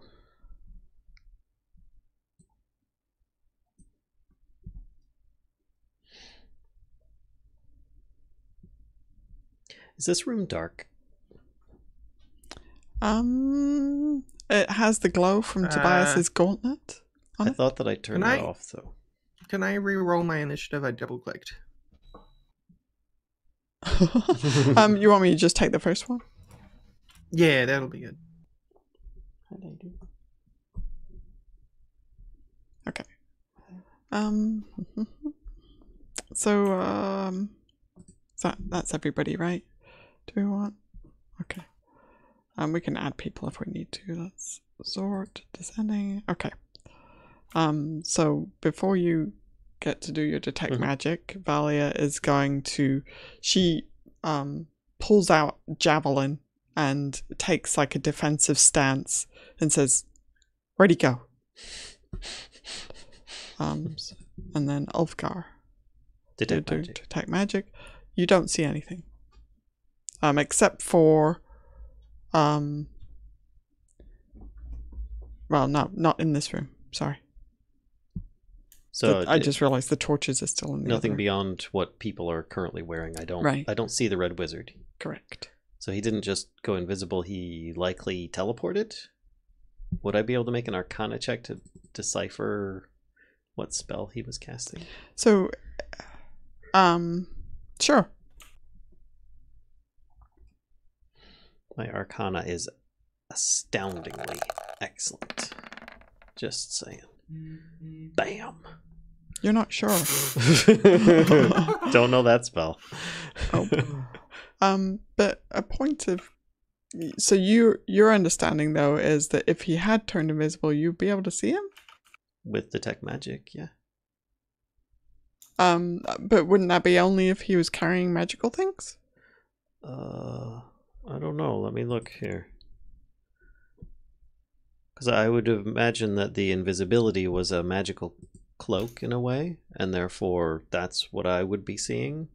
Is some It'd be kind of shit if you could undo a what level spell is invisibility with a Very cantrip. high level. If you could undo that with a cantrip, that would be a bit shitty, don't you think? It's not a cantrip. Detect magic's first level. Balance. Invisibility, I believe, is second or third. Second level. Any visible creature or object. Okay, so there you go. Around any. Oh, you would see a faint aura around any visible creature or object. Spell can penetrate most barriers, but is blocked by. Okay, all right. So I guess if. No, you can't. Is the internet? Yeah. So. Okay. Okay. So you see people's usual stuff, everybody's gear, magical gear that they've got glowing, but no sign of the man himself. Okay. I would move to help block the doorway. I think I can do this with, what is it, Alt? Yeah, there we go. Okay. Say, now hold up there, friend. I know that you're feeling a bit anxious right now, but we just want to talk to you about what's going on here. And Ulfgar's like kind of darting around looking. And then that'll be his turn for the moment. I'm gonna take care of a pup. I'll be right back. Okay.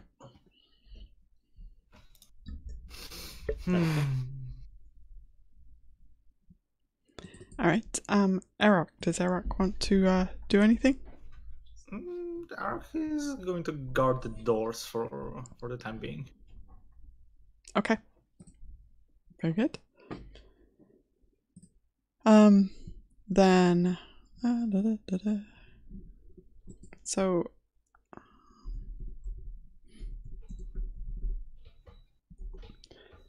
this gentleman has a turn. And you guys will have to correct me if I go astray here. He is going to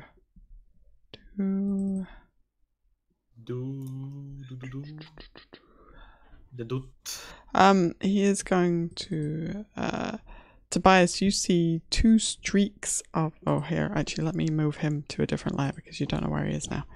And then he's gonna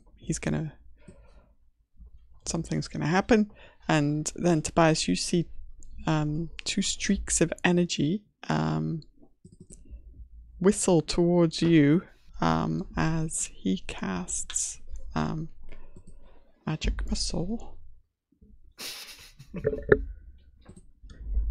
at you, Tobias. So he does 11 force damage to you. Okay, so it hits anyway because I didn't see where it came from, right? I think, doesn't Magic Missile auto hit? Yes. Yeah, so it's not a thing that you can dodge out of the way. Son of a... do I saw where it came from? Like, Came from kind of over this direction, somewhere over here. okay. Okay. 11 you say, right? Okay, and it is your turn actually, so if you would like to retort. I'm stepping forward into the direction where it came from, and I'm going to cast Arms of Hadar. Ooh, okay. Have you got That's gonna be interesting.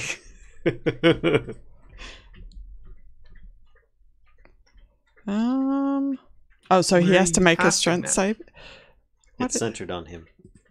Hang on. I need Centered to... on him. On Tobias. What? Arms of Hadar springs out from Tobias. What's the okay. diameter?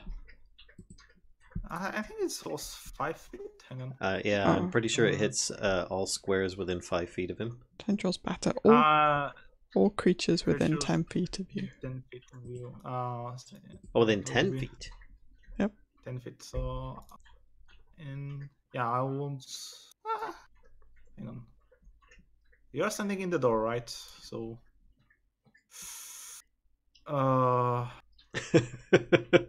Okay. Well. Okay. Let's roll with this. Right? Sorry, Aelia. Does So he then- see You realize this isn't going to do you any favors, right? He's just hoof punching you back. That's all. With dark, creepy tendrils. Hmm. So yeah, Aelia, could you make a strength save? I can.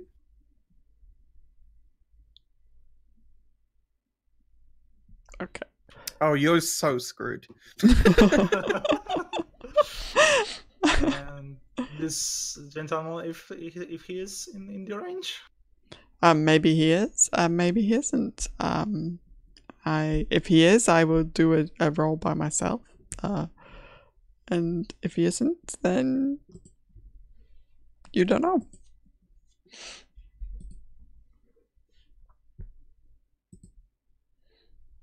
Do you want to take any movement or any bonus actions?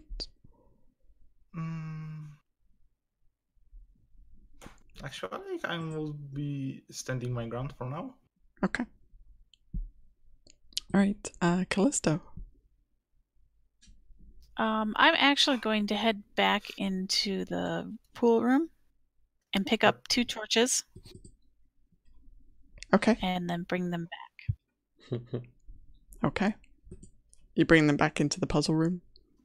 Yes. Okay. And also, Aelia, you're taking her at least 1 point of damage because you've succeed in the save. Oh, I'm within range. Oh, is it a half damage thing? Hold on. Yeah, it's a half damage. It will be 1 or 2. It's round down in D&D, isn't it? Yeah, I'm doing round down. I take 3. And you're unable to move on your turn. Great. Okay. Yeah, Aelia. Aelia shouts, I swear, if any of you harm the wizard, I will personally send you to the grave. And then she moves towards Tobias and hoof kicks him. Oof. Okay. Does that hit Tobias? Oh yeah. Oh yes. Eh. Not so much. I kind of feel like that hoof kick needs to like displace things by 5 feet, you know? I agree. Why don't you make a strength save, Tobias? And well, let's say like if it's what's your strength, Aelia? 1. So you got like okay, yep, you're pushed back 5 feet. I think if it's lower than your strength, then it's so you have a strength of like 11 or 12, right? Or wait, is it 12 or 13? But either way, 10 is less. So Tobias, you are pushed back by about 5 feet. Why is this being so weird? Oof. And for reference, 1 is 13. Oh, Oof. because I'm on GM. That's okay. Mm. All right. Anything else you would like to do, Aelia? And then she's just going to use her bonus action to say, listen, wizard, I'm trying to calm this down. Don't make this any... Okay. Valia is going to still guard the doorway with you, Ulfgar. She says, do you see him? No. Okay. And Do your you? turn. Oh, it's my turn. It is your turn. Actually, you're. I can't move. I think you're. Yeah, you can move. Let me grab the description. On the fail, target takes 2d6 necrotic damage and can't take reactions until next turn. Oh, I can't take reactions. Yes. Okay, well that's fine. So then, in that case, he would move over to just stay by the door and say, "Just everybody, calm down. No need to get all crazy like. Put your weapons away." And Ulfgar just kind of like leans up against the door at this point. Okay. Believe it or not, Aelia doesn't actually have any weapons out. That's why she hoof kicked. He was more or less referring to Tobias and the Red Wizard shooting things at people. Ah. Okay. Arokh. Arokh is going to be chilling outside. Okay. Then it is on to our friend, the mage, and I would like everybody to make, let's see, a dexterity saving throw, please. Hooray.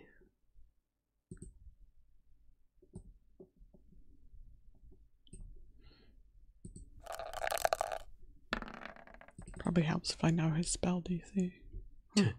Jeez, I'm not rolling too good today. I rolled 20, so it doesn't matter for me. Okay. Oh, and I need to make one for Valia as well. Dex saving. Okay. So he you see a streak of bright light again from the same corner. Same corner of the room. Kind of streaks forward, so from like over here somewhere. Streaks forward and kind of hits right around here. And Fireball. How to Win Friends and Influence People by Tobias Salazar. There's a book I'd get. Hey, he was aggressive. I just wanted to intimidate him. You hadn't even got to the point where intimidation was necessary. okay. Oof. Yeah. So I think everybody except Tobias and Kellisto take 34 damage, and Tobias and Kellisto, you take half that. So 17. Ouch.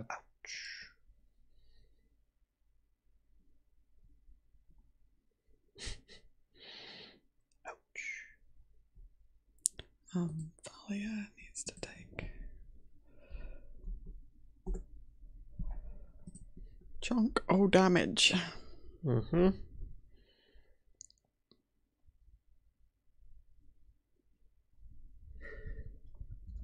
Mm.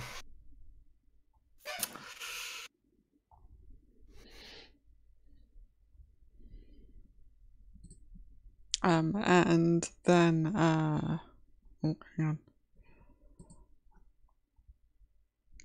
on. It'll be my turn, right? Yeah, hang on one sec though.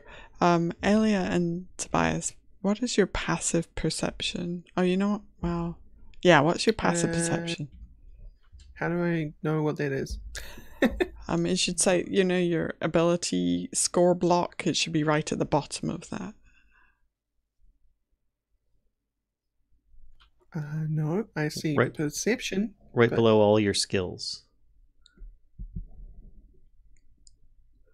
On the Like left side. Up on the left side, yeah, above your Oh, tool okay, proficiency. 14. Yeah. There you go. Okay. You definitely hear some movement go past you. So like, here, let me show you kind of. So it's like, you know, something. Well, you're pretty make an educated guess, right? But there's movement kind of in this direction. Whoop. Mm-hmm. And Tobias, you hear some movement as well. I think Aelia hears a bit better what it is because she's closer. Can I pinpoint?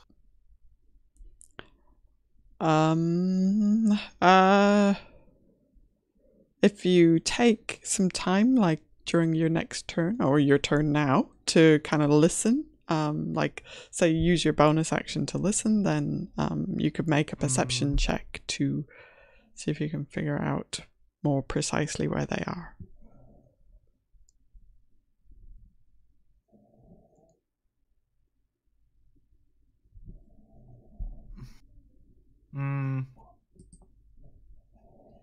I'm going to make this a little bit more interesting. Than it already is? Okay. Not necessarily. I'm going to use... Hang on. Can I do this? I'm going to make a call. Oh. Oh, all right. Dimension door. So he appears next to you. Okay. So Arokh bamfs to your side. Out of nowhere. Mm-hmm. Aelia, you see. Suddenly Arokh appears. Conveniently placed in between you and Tobias. Does he land on a red wizard by accident? You don't hear any kind of muffled or anything like that. And I would like to listen for the wizard. Okie doke. Do a perception check. My perception is the best. Yes, it is. Yeah, I mean, you think he's somewhere like, where's the jury thing? Somewhere over in that corner, like. So, like, you think he's somewhere like over here. Where? In which corner? You think he's somewhere over here. Okay. Oh, trying. Well, Aelia, you better move out of the way. 8 squares to choose from. And you're going to pick the one that Aelia's in. Okay, there we go. Okay, doke. Anything? Do you want to do any movement? Or?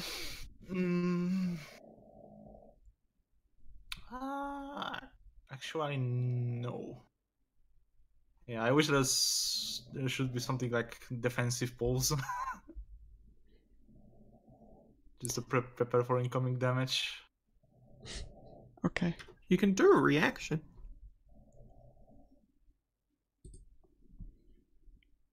Alright, Kellisto. You can react to being attacked. You mean prepare an action? Or ready an action? Yeah.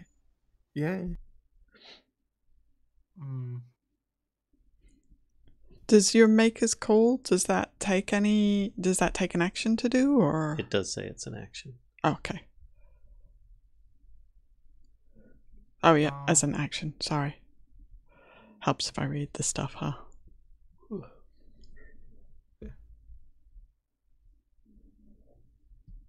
Okay. Alright, my turn? Yep. I moved towards the first torch holder and put one of the torches in there. And then I threw the other one across the room. I'm trying to create some light. Okay. Yep, so the room is definitely brighter. Okay. And I'm just gonna... I don't know if this will actually do anything, but I'm just gonna take out my Thorn Whip and just, like, kind of throw it... Well, you know, cast it in that corner and see if I hit anything.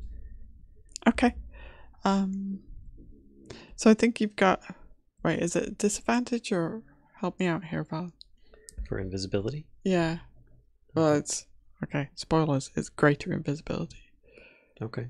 Otherwise, he would have revealed himself, right, when he cast. Well, he can stay invisible forever. Forever and ever. Well, not entirely forever. He's got a few more rounds left. If someone hits him, then he might have to make a concentration check, but so far nobody's actually hit him. Just remember, every turn is like 3 seconds, so, you know, even if it lasts a minute, it means it's going to last the whole fight. Actually, it's 6 seconds, if that makes a difference. Still long enough for Right, him yeah. I advise that Aelia will, like, move out of the way into the direction of the door. Long enough for him to do some murdering. That's all that counts. Right. Let me move the Zorbo out of the way here. Hold on a second. Condition. Oh. Sorry, I thought you knew. I can look. Well, conditions. It doesn't specifically state, but conditions.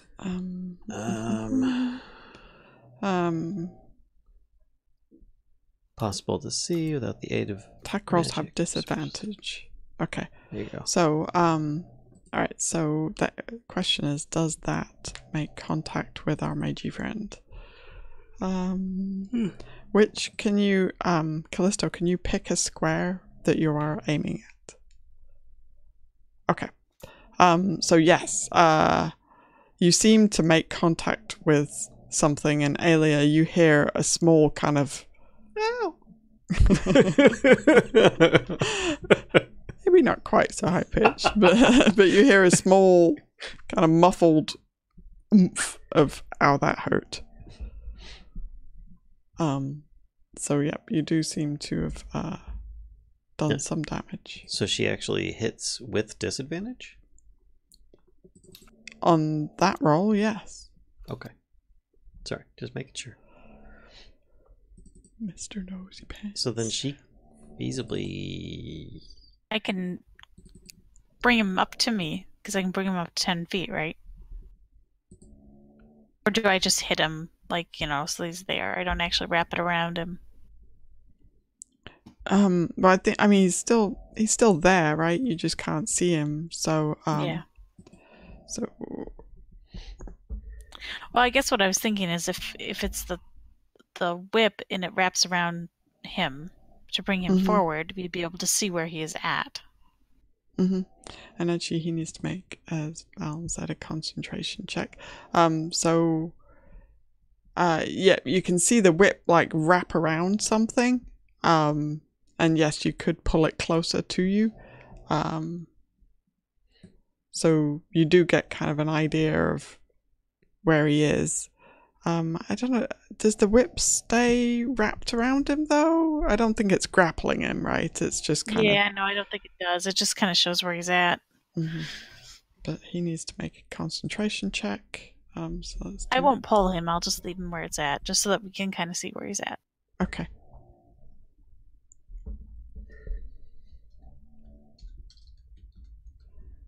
Okay. Alright, he... you do not see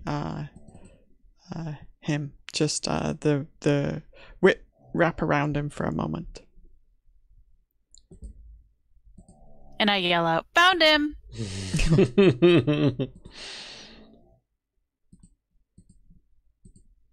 God damn it, what is that?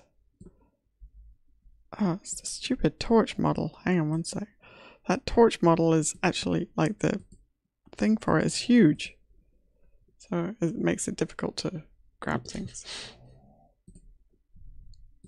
Okay. And what about his concentration? He made his concentration check.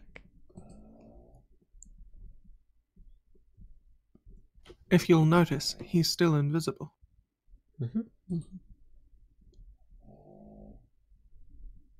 With liberty and justice for all.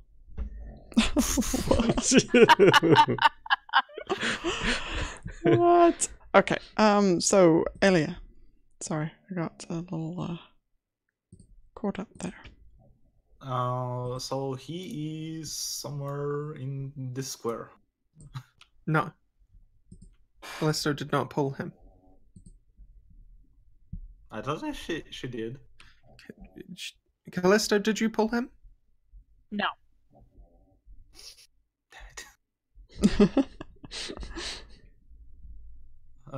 So then where he is? Where do we see those vines? So you saw the thorn whip wrap around an object or shape or whatever over there.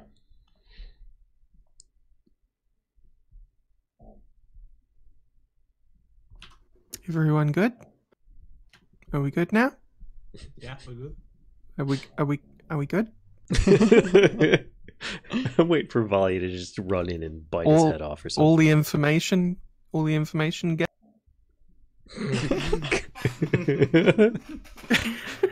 Now you know where to blow kisses. Alright, so Aelia is going to cast Calm Emotions. Anybody who is willing to be calm is calm. Anybody who is unwilling to be calm must make a wisdom saving throw against my DC. Okay. Ulfgar is in an even more stoned state than he was before, I guess, you know? And it reaches everyone, so don't even bother. Hooray. What is your DC? 15. Okay.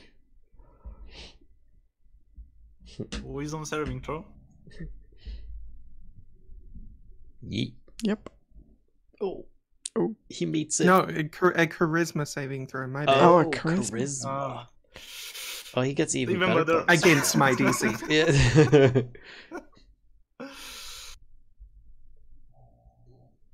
You know what? I'm gonna do this. Come on. Natural Secret. 20. I want to see Nerevar like turn into Super Nerevar. Alright, Nerevar. You're gonna do your charisma save or what? I'm waiting for Kashcah. Oh, okay. Yep, I did mine. You I'm don't- I'm keeping you it a don't get GM to roll. see it. Yes.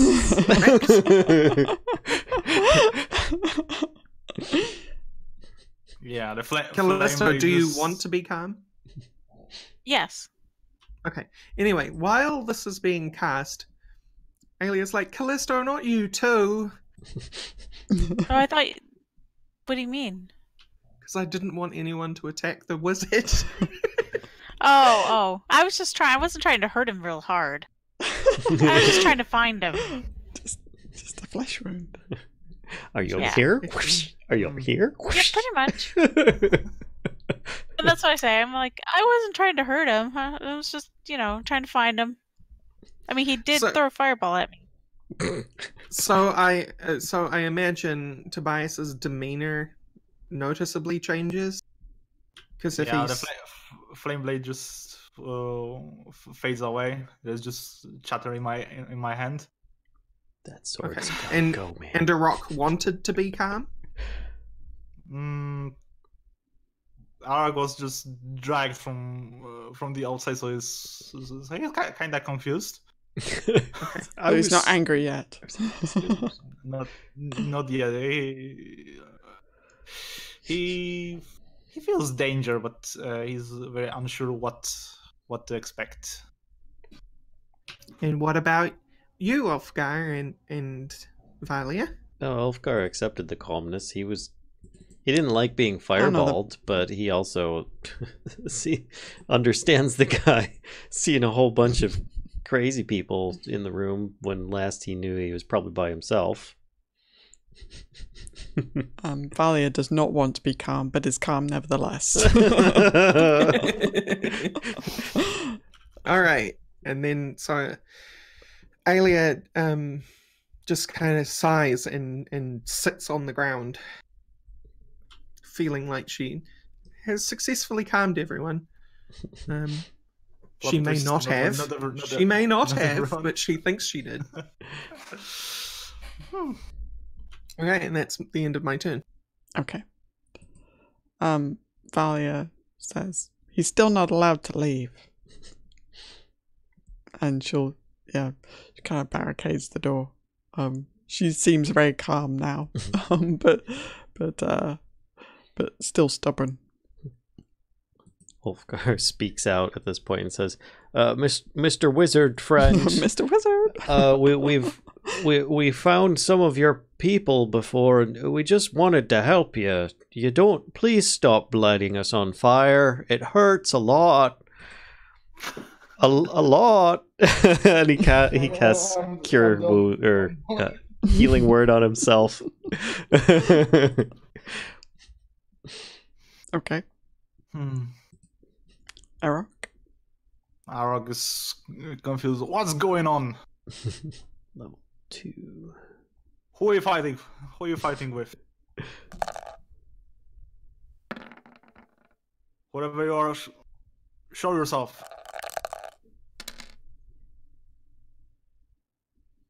He says this calmly. Super calm. He's just so chill. Dragon. Who's there? Why are we fighting?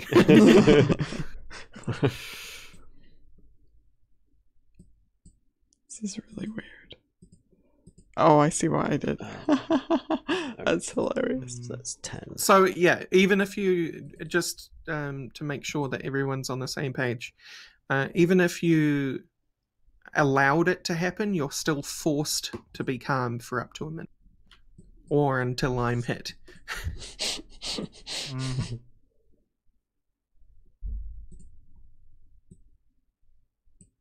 Okay. So is Arokh, he's just kind of like speaking out. Is he going to take any actions as well? Or? Yeah, he's going to speak. He's going to look for the assailant. How is he looking? Like he's looking around, kind of listening around, or is he actually going to start like? I didn't give him blind sense, not yet.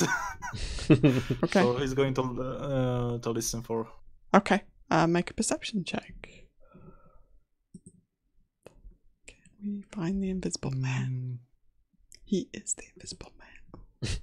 It's incredible how he can see right through me. I was going to say, cast fireballs at you.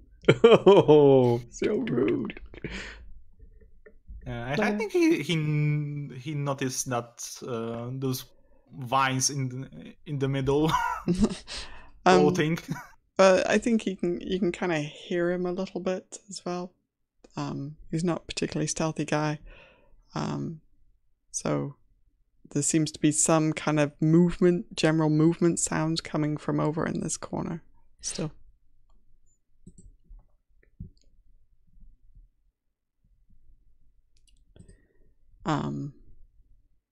Anything else that he wants to do, or Arokh?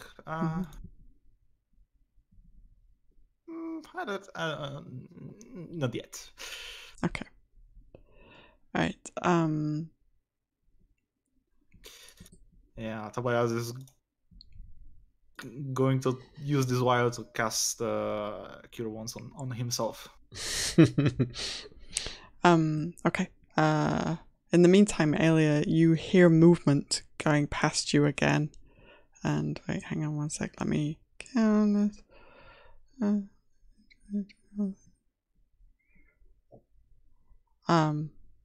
and Ulfgar, you hear some movement as well. And Attack of opportunity. No, we're calm, dude. We're chilling, you're so man. chill. You're so chill. And then, oh, hang on one second. We're all kissing the sky right now, dude. Let's have a look at this. Yeah, calm emotions just makes you really, really, really Peace, man. inebriated. That's the word I'll use. I could really go for some pizza. So you hear then, Ulfgar, you hear some kind of whispering in front of you. Okay, I listen. Okay, it appears to be somebody is speaking an arcane language. I will message to that person that is whispering in front of me and say, I can hear you. Please stop casting spells and talk to us. And then the whispering stops. Okay, Tobias, what was it you were doing?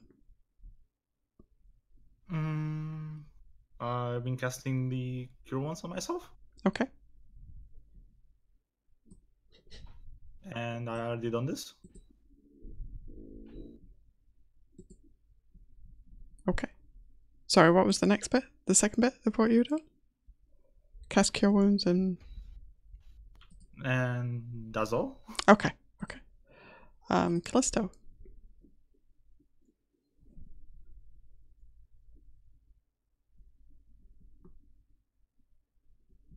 Well, I don't want Aelia to be mad at me. I'm feeling kind of calm. So chill. So, yeah. So actually, I think what I'm going to do is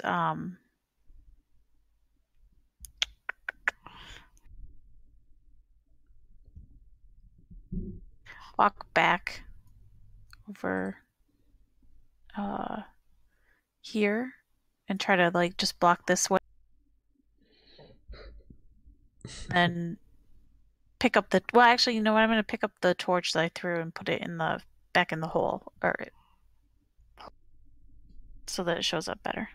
Okay. I'm just going to let other people take care of this guy. Okay.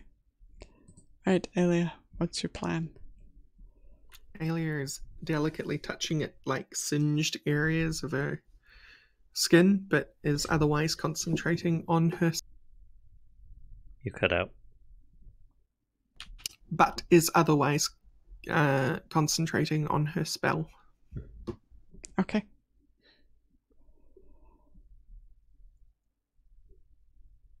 Valia says, so what's the deal? Like, now what do we do? Ulfgar says, come on then, talk to us. He's just speaking out in the direction of where he heard the whispers. Okay. So let's like break. I'm going to keep turn order over here. But let's break with it for now. While we're all super chill. For so at least got, like, 9 more rounds. Yeah, you got like minutes of activity that, you know, you can do super chill and see what happens. So whatever you guys want to do. Ulfgar would say, look, we found some of your people. They had all been slain by the Yuan-Ti. We're not of them. We're friendly, and we're in the area trying to solve the same puzzle. We can help each other. Why not work with us? We've got one of your employees helping us out who is left for dead.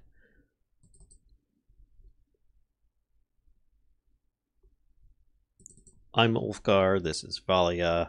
That one over there, that would be Kellisto. The one with the smarmy green sword, he's Tobias. The Centaur there who's got the calming presence, that would be Aelia. And the little metal bloke over there, that would be Arokh. And we've got a couple other friends sitting outside at the moment, but I mean, come on, just give us a chat, man. Give us a chat.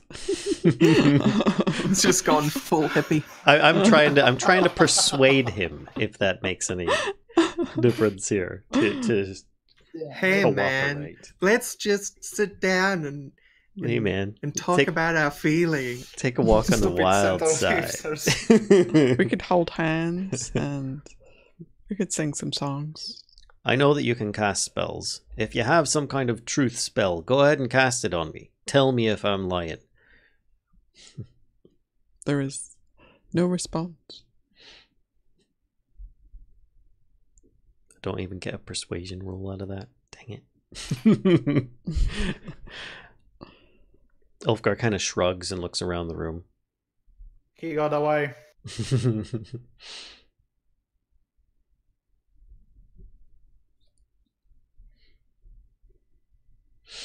Ulfgar reaches... well, where about would the whisper have been that Ulfgar heard? It was right in front of you. He reaches out in front of him. See if the guy's there. Nope, he is Says gone. He may have teleported. He might still be in the room. I couldn't tell you. He was probably waiting for us to take the cube for him. That's entirely a possibility. Is Orvex by himself now with Flippy? Yes. It looks like. Valia? Maybe Valia. Would you mind going back and keeping an eye on him? Just for their own safety. I worry. Yeah, if probably I'll go alone. I'm probably going to be stabbed in the back. Why don't you stay here with No, us? No. Paranoia is not calm. You must be calm. I'm sorry to backseat GM, but That's a good point. Super chill. So chill. super chill. Um, No paranoia here. Valia kind of shrugs her shoulders and says, "Yeah, I'll go check on Orvex." Thank you. And I would let her squeeze by through the doorway, but I would still stand keeping the door closed. Okay. Yep. So she squeezes by, and you hear a sploosh as she jumps into the pool. Okay. If And if as she this goes by, mama I is would cast still light here- on one of her javelins. Say again? As she goes by me, I would cast light on one of her javelins. Gotcha. Okay. Yep. She will happily take that and disappears from view. Okay, if this madman is still here, he cannot be invisible forever. Actually, I think he could. He's a human. He needs to eat and sleep. Right. Why don't we just ignore him and just go about what we were doing? It's fair enough. So, how did it go when you went out with the torches, Kellisto? Nothing happened. The spell wears off. Right. So, You are not being forced to be calm anymore. did you switch them all out then? No. We What? just tried to get them to light and they didn't. Oh, well, We okay, switched one out. right. I was thinking that we'd switch them all out. I guess. Oh. Sorry. Oops. Well, do you want me to go do it again?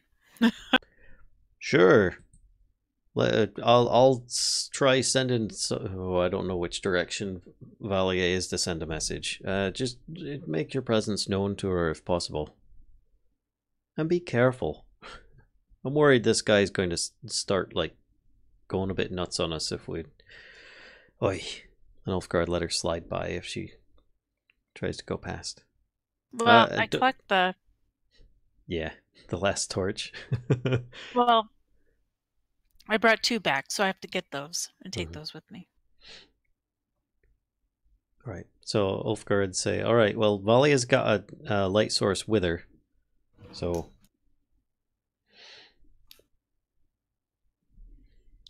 Okay. So, Kellisto, you taking all 8 over there? No, I can only take 4. I don't think I can carry them all. I agree. It would be pretty cumbersome to try and carry these things and swim at the same time. You'll probably make. I'll take half. Okay. Anybody else do anything while Kellisto is ferrying torches and Guarding the door. I'm just healing myself. okay? That's actually a good point. I would heal myself one more time. I'll take that time to locate our magic fella. Okay. How do you Your want to bestest do of that? friends. I'm just kind of listen or look for footsteps, any kind of noise, visual indication where he might be. Okay. So you can kind of make your way around the room, like listening for him, or looking for like shuffles on the floor in the dust or anything like that.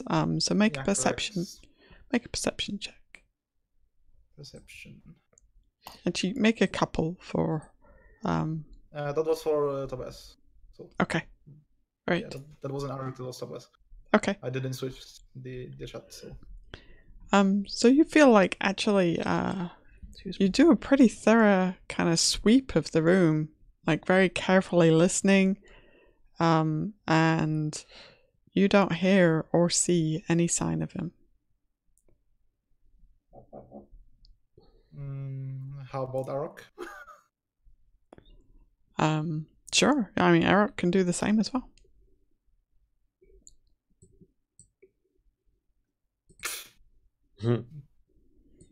Arokh's like trying really hard to do this, but you keep making lots of noise while he's listening, and just like it's really difficult for him to do. So he doesn't feel like he did a good job, but also he does not find any evidence of your friend.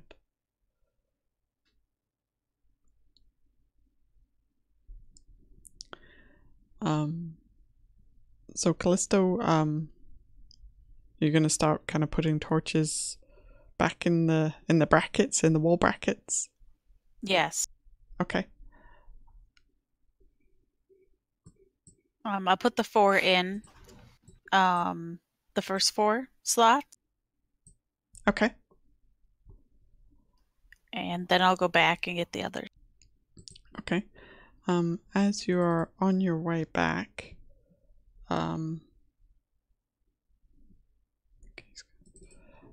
when you go back into that room, actually, you find your friend is kind of waiting for you, and he casts. He literally is standing there with the spell prepared, and he casts at you as you walk in the door.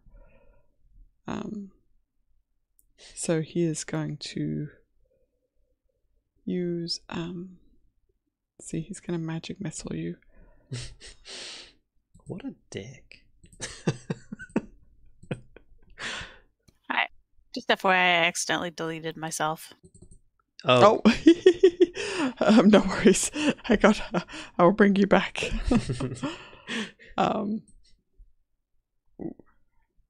15 force damage. Ouch.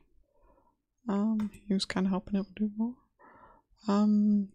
Oh, where did I put? Hang on, let me grab you from the player token page.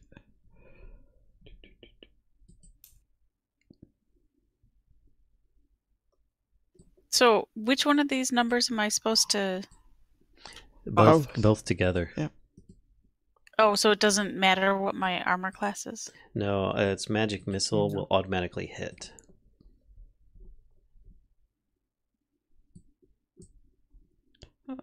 Okay, I've got your token. Here we go. I'm gonna put the right. Well, that's not good.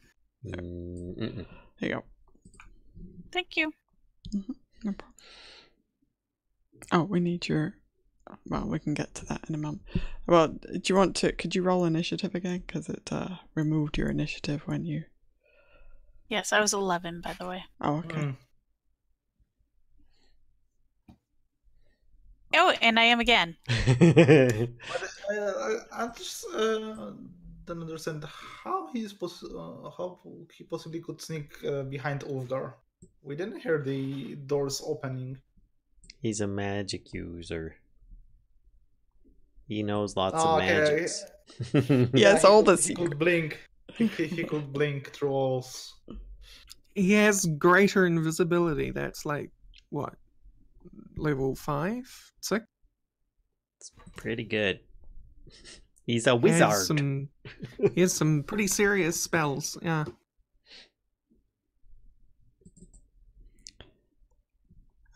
Okay.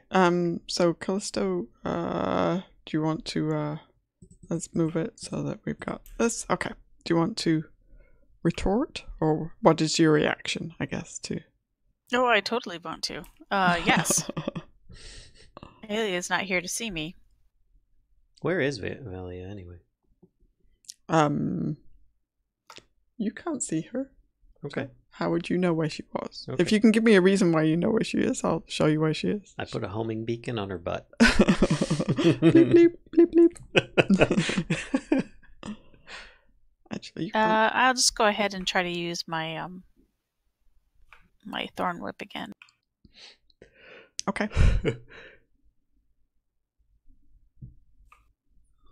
Excuse me.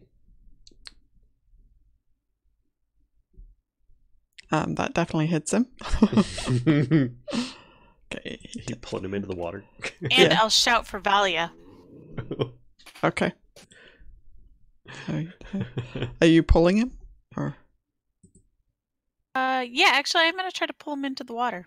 okay. Yep, I would say you could do that. For sure. So he kind of ends up. Okay, here, let's use. Bleh. He ends up in the water. Quick, hit the flush button. So Valia is going to come running. Yep. So here, let's bring Valia back. Boop. And she kind of comes around the corner. So that's 5, 10, 15. So she's right behind you, pretty much. She can use her action to move up as well. Did you literally just boop her into existence? Right. Aelia. I mean, I think, Kellisto, if you're yelling loud enough that Valia could hear you, then probably, I mean, that is kind of, there's less between you and Valia, but I think you guys do hear kind of a voice, a muffled voice from the other side of a wall. Kellisto didn't hear us when we were yelling for her when she was Otto, right? She was also in the Correct. water. She was in the water, I think. Yeah.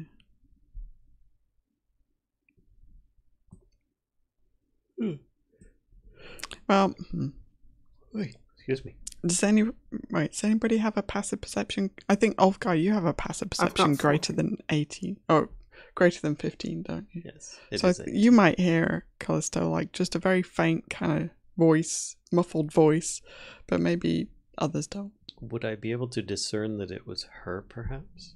I don't think so. I mean, she's like, there's a stone wall between you and her. All right. I'm going to look up the message spell to see if I have to know the target. Okay.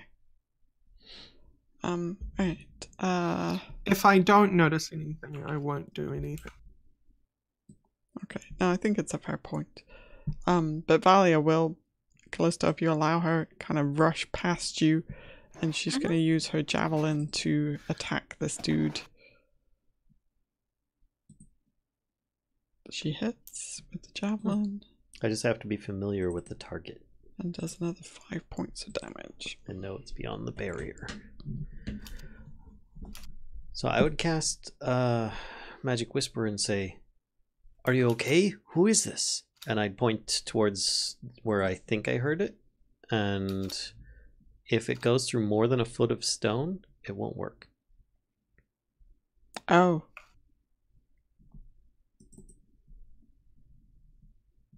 God damn it.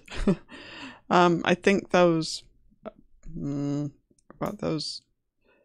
no, I actually looking at it. Do you think that's a fifth of a square? Probably not. So I was thinking it was either like exactly a foot or less. Oh. Either way, Ulfgar's not. Because Really I don't expecting think it the to black lines count, right? Right, yeah, that's just a shadow of them. Yeah, Or the I mean, outline. as far as Ulfgar is concerned, we might be like multiple feet thick or something. So he's not expecting it to work, but he thought he heard something and he's hoping for a response. That's all. 5 feet wide. Do I think that's a fifth of a square? I think it's just less than a fifth of a square, actually. So, okay, I will say that it works. Okay.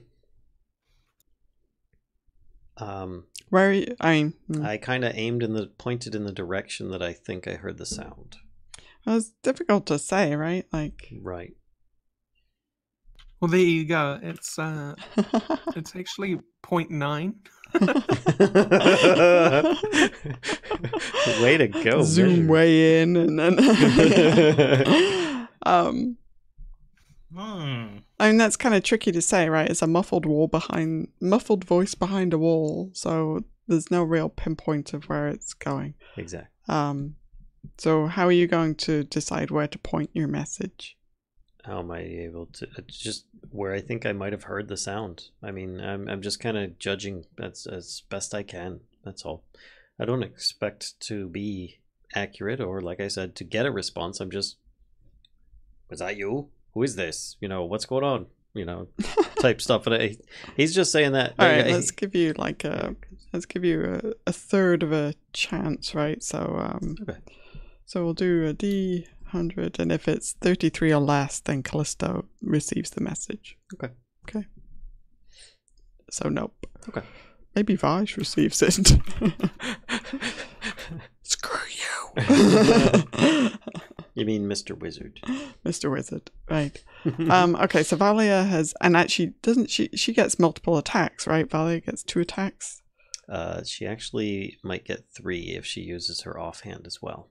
Okay, so she's gonna javelin him twice. Ouch. Okay, and yeah, because can't she like bite him or something? She can. That's another attack option that she has. She's gonna bite him as her unarmed attack. That's usually her. I think that she uses that as her offhand. Okay, so so she does a chunk of damage. You see, Kellisto, you see him take 2 serious wounds from. That is crazy that her bite did more than a javelin. She's got big teeth. 2 serious wounds from the javelin, and then Valia just reaches over and chomps a bunch of him, just kind of like moving up to him. She rolled max damage. Oh yeah, that explains why. He looks seriously wounded at this point, Kellisto.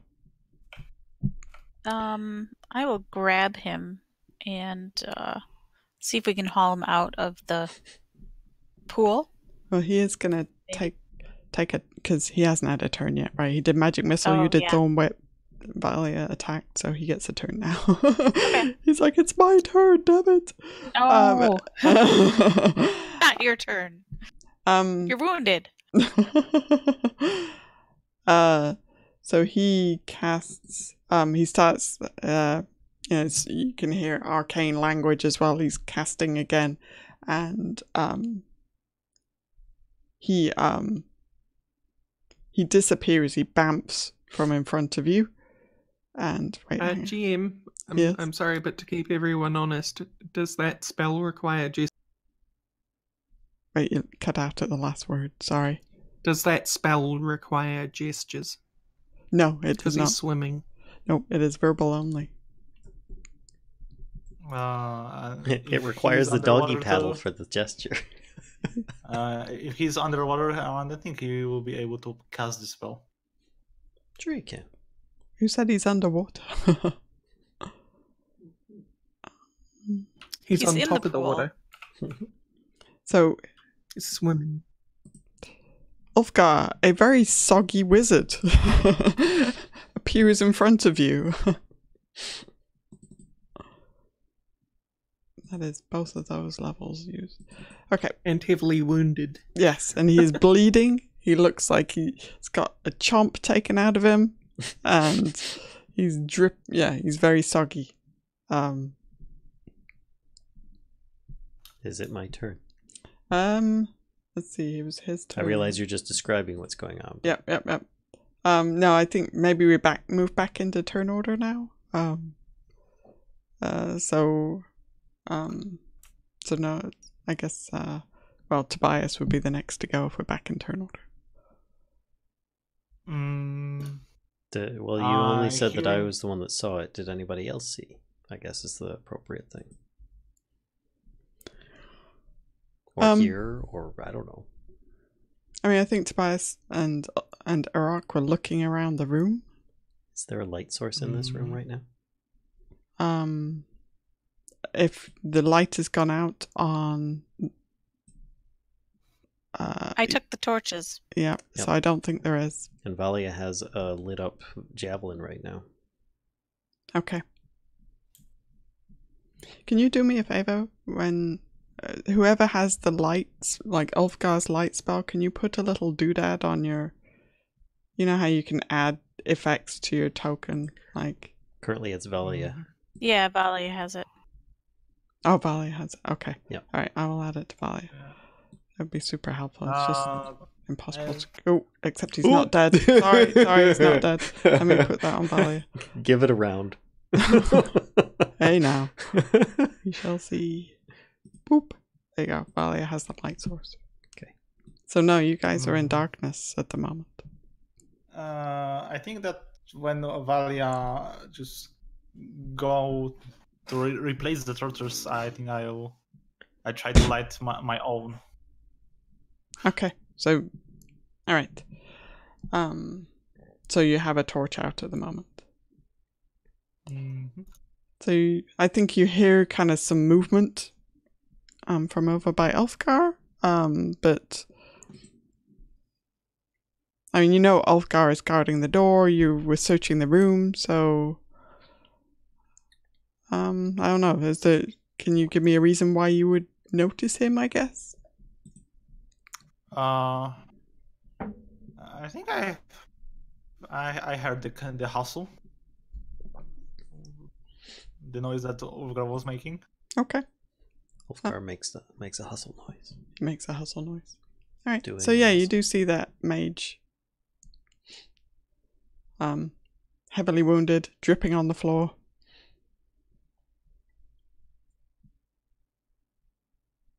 Give up. There's no point of fighting now. Are you taking any actions or just speaking to him, or? I'm just doing a persuasion this time.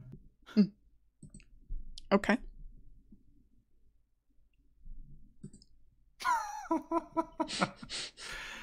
Yeah, I'm poor negotiator.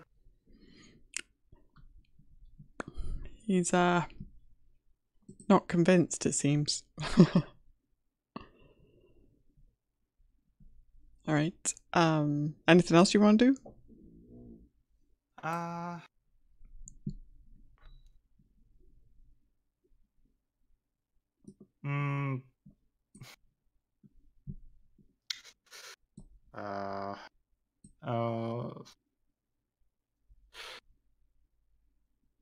Okay, I'm going to use a healing word on him.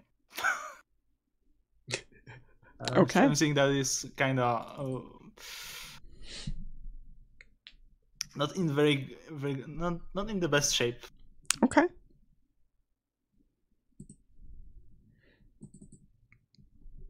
Healing word. Are you thinking honey will catch more flies Right, so than vinegar? He looks quite surprised by this. Hey, Kellisto. I'll jump back into the pool and swim to the other side. Okay, doke. Bloop, bloop. Alright. Well, I think that would be your movement. Is there any actions that you want to take? Well, I guess it depends on how far out I can travel of the room. Mm-hmm. Well, all you have to do is submerge yourself in the water to transport between the two pools is what you've Yeah, figured I out. think what I'm going to do is grab the other torches and then go back. Oh, okay. And I'm trying to get my task done because as far as I'm concerned, this guy just keeps disappearing anyway. So Okay. Due Right. diligence. So you're gonna do that. Valia is gonna leave you to it. Oh, sorry, Aelia, your turn. Sorry. Skipping ahead. Please, can we just stop? I'm tired and sore. And with that, she's gonna like walk up to here and cast Calm Emotions again. Okay. Hmm. Charisma.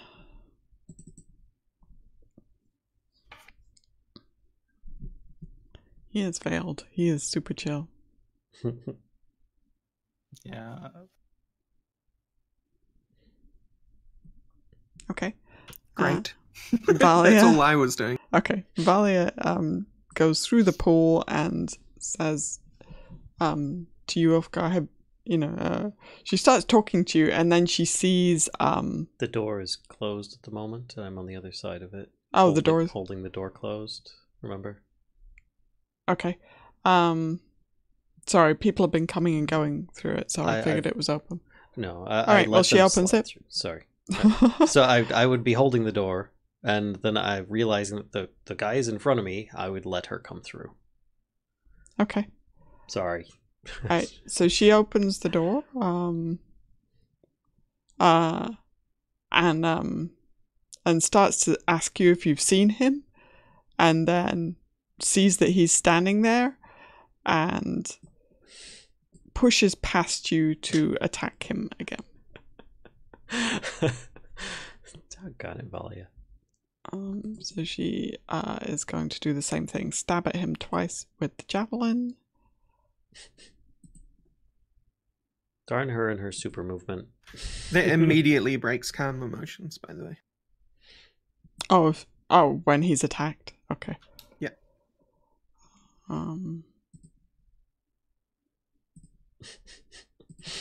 And he collapses to the floor in a bloody heap. We can't help it, Hellfire. NPCs are fighting each other. They just won't stop. Can't stop, won't stop, man. Can't stop. Ain't no party like an NPC party. The NPC party don't stop. There you go. Aelia just like shouts at Valia, "You idiot!" 'Cause she's low charisma and she'll say what's on her mind.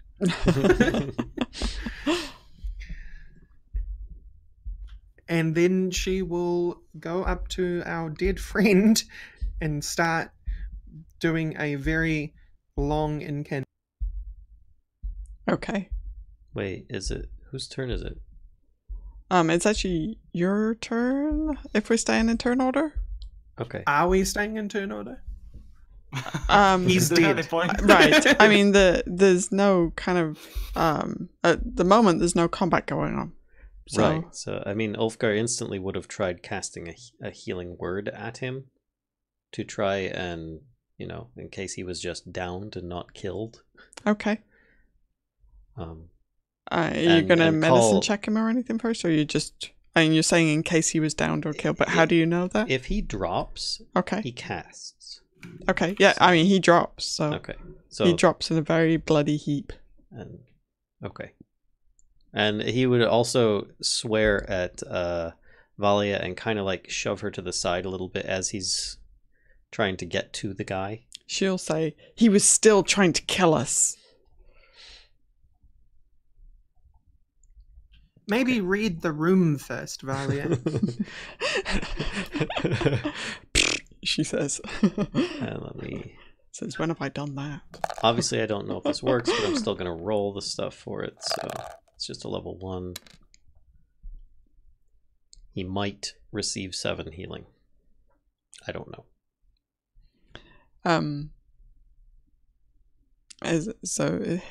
Remind me, is healing word a touch? No. Okay. All right. Yeah. Your magical healing energies flow into bloody heap of wizard guy.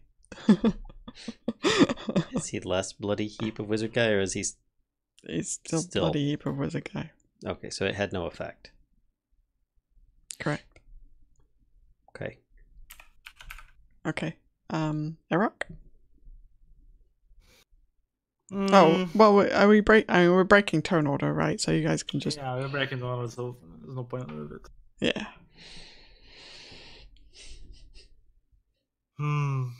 So how does Aelia calm takes work? out a very expensive-looking crystal from her pouch and says, "This is my last one. Please don't make me reverse the mistakes of our party ever again." And she places the diamond in the mouth of the wizard and then goes about doing the incantation.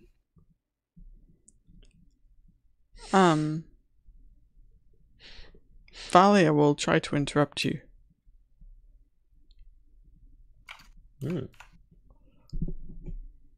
What are you doing, Valia? That's not going to work. Why? It says the whole curse, and we're fighting the necromancer that stops people from being revivified, and... I don't... What? Since Ulfgar, is that true? And Ulfgar actually gives her a good shove right on the chest and says, "It's true." Who's he shoving? Valia. Valia. So if I try to revive this wizard, it will be a waste. Is that what you're saying? Ulfgar said, Partially. "It would. The only reason it worked before with the Medusa is because of the temple's special properties it had." Maybe the curse on the Medusa as well. Or the curse on the Medusa. Something. It's a long time ago in a galaxy far, far You can away. try, but I don't think it'll have an effect. Yeah, you probably will be able to revive him to the world of the living, but he will wither eventually as an empty husk. That is potentially true. We could, if he comes back, he would be weakened, but I think that it was affecting those that already had been at the time. I don't know how this works entirely. It's very possible you could be wasting your spell.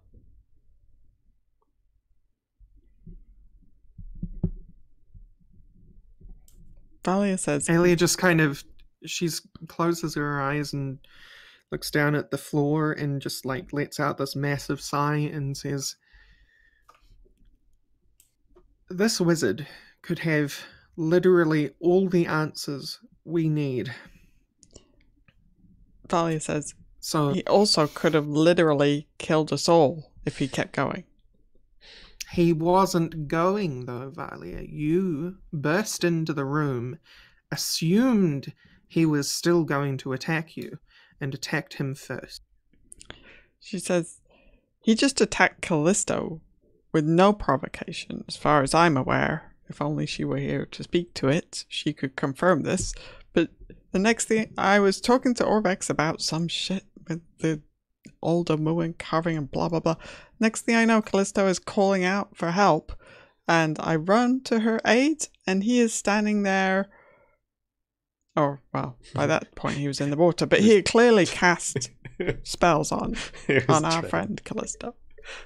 Valia, do you remember several minutes ago when you were overcome with a sense of calmness where you were not able to lift your sword regardless of how you... Says, but what's the point if he's just going to be a dick?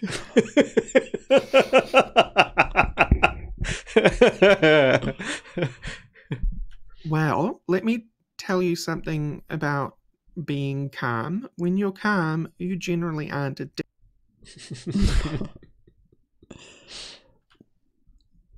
Anyway. Says, well, too late now. He's dead. I don't know that it is. Even if Tobias is right, and he comes back and slowly withers, we'll at least have answers in the meantime. And she makes a symbol across her chest and says, "Curse me be damned, but I will Ulfgar lie gives to her this man. inspiration, just in case. I will lie to this man and convince him that his life was saved, even if he's going to wither away." We might still be able to save him, if it works to begin with. The withering can be stopped with what we're trying to accomplish. Do we know how long it takes? No. Oh, no clue. So Aelia, at this point, who had taken out the diamond from his mouth, puts the diamond back in his mouth and says, "Get out of the way, Valia."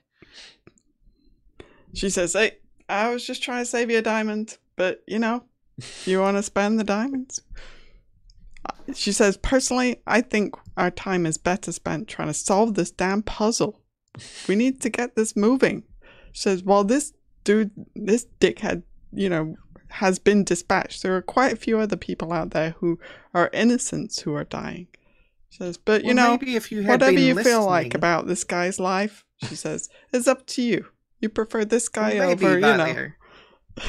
Valia, if you had been listening, you would have heard the wizard say that these puzzle boxes have nothing to do with Raznasi. She says, "I don't think he's right, but I can't quite recall why." Damn it, this is so difficult. How do I do this without I'm doing hard this? to argue with you, I know. It's more. How about this? Ulfgar says, doesn't that spell you're trying to cast have a very short time span before it doesn't work anymore? Yes, you're right, and she immediately gets to work. Change the subject. Yeah. Aelia says, "What else? And, I'm gonna and go Ulfgar find puts his Kellisto." hand on your shoulder, hip, whatever. I don't know if you're kneeling or whatnot. And grants you Definitely inspiration kneeling. just in case. He doesn't know if this will help or not, but Okay. So Valia pushes past you, Ulfgar. "I'm gonna go find Kellisto. I just want to waste a diamond. Good grief." And off she has to go find Kellisto. So your spell takes Yeah. an action to cast. Do you want to describe how you cast it? Well, she put the diamond in the man's mouth. Okay. And then she lays a hand on maybe his leg, because I assume he collapsed in that direction. and then she starts whispering under her breath in Sylvan the incantation, Okay. kneeled beside the corpse. Okay. So you feel the release of the magic, right? As the divine energy kind of courses through you into the body in front of you, and you feel like the release of that magic coursing through you. But the corpse does not stir. And the diamond vaporizes. If you open his mouth to have a look, it's definitely gone. I was really hoping that you were going to use like your semantic component being like a revivify punch.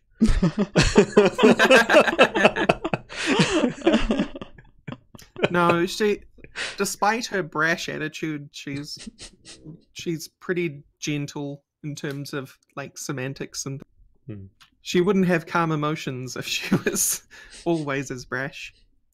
But yeah, so she again lowers her head. She seems quite depressed by this point, and shakes her head like, no, it didn't work.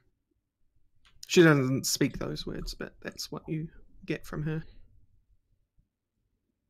And I'm pretty sure Ulfgar understands or recognizes that. Okay, Kellisto, are you still hanging out in the other pool room? In the sun pool room? During all this time, I basically walked the torches around, and then I just sat there for a little bit watching them to see if anything happened. Okay. You see no change in the torches there.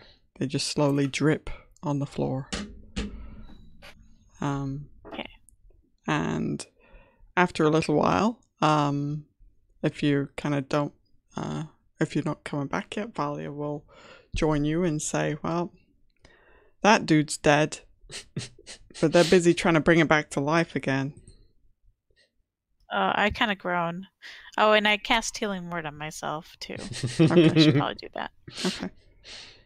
Tobias, what are you up to while all this is going on? He's taking a short rest so that he can restore his health. Yeah, true. He's just like, whatever. I'm super chill right now. Get your rest, Tobias. You will need it.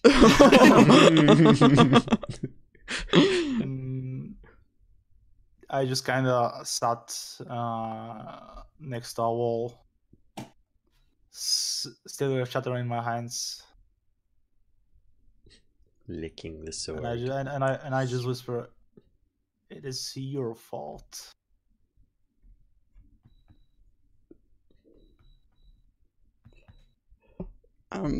Chatter says, displaced anger will get you nowhere.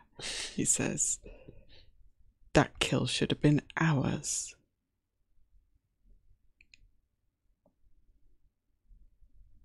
I want to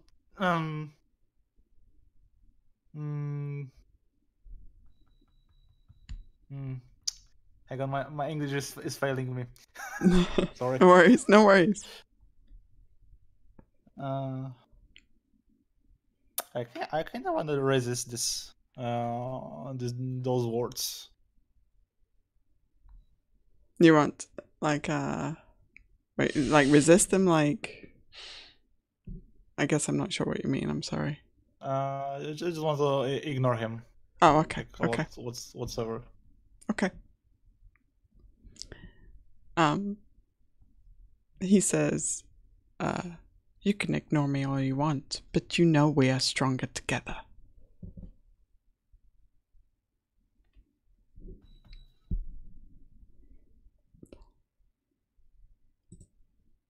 Okay. Just remind me, chatter can only be heard by Tobias. Yep, he's speaking to him telepathically. Or is he? Maybe it's just another personality Tobias has been repressing. How many voices do you have in your head, Tobias? Okay, I will contemplate that in silence. Okay. Okay, more game mechanic question. How do I short rest? I just spend a hit dice. Yeah.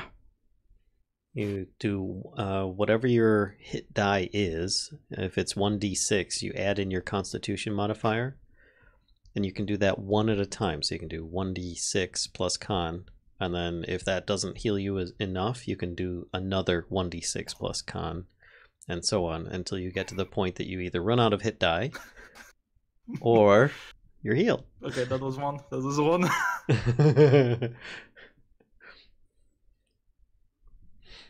Okay, much better. 15. Come on. Wow. Go, dude, 21. go. Okay. Meanwhile, Ulfgar is saying That's more than enough. apparently that that didn't go as planned. Maybe we can find out something about him at least. And Ulfgar starts going through the pockets. Loot the body. Okay. Didn't even get the poor lad's name. You see, he's got a label in the back of his cloak that says Vaj on it. I wonder who that company is. They've got nice robes. Get a Vaj robe. So he has on him. Let me look at this. He has a leather pouch, and a red leather-bound book. I'm guessing the book is like a wizard's book. Are you gonna open it and start reading that? I'd glance at it, yeah. just to see if it was a journal or if it was a wizard's spell book of sorts. Yep, you recognize it as a spell book. And the pouch? And the pouch, when you open it, it has 3 tiger eye gems in it. And Ulfgar hands the pouch to Aelia and says, "Here." And he then takes the book and hands it to her as well and says, "Maybe you'd best take these belongings." Yes, I suppose. And she just kind of dismissively takes them and starts putting them in her sack.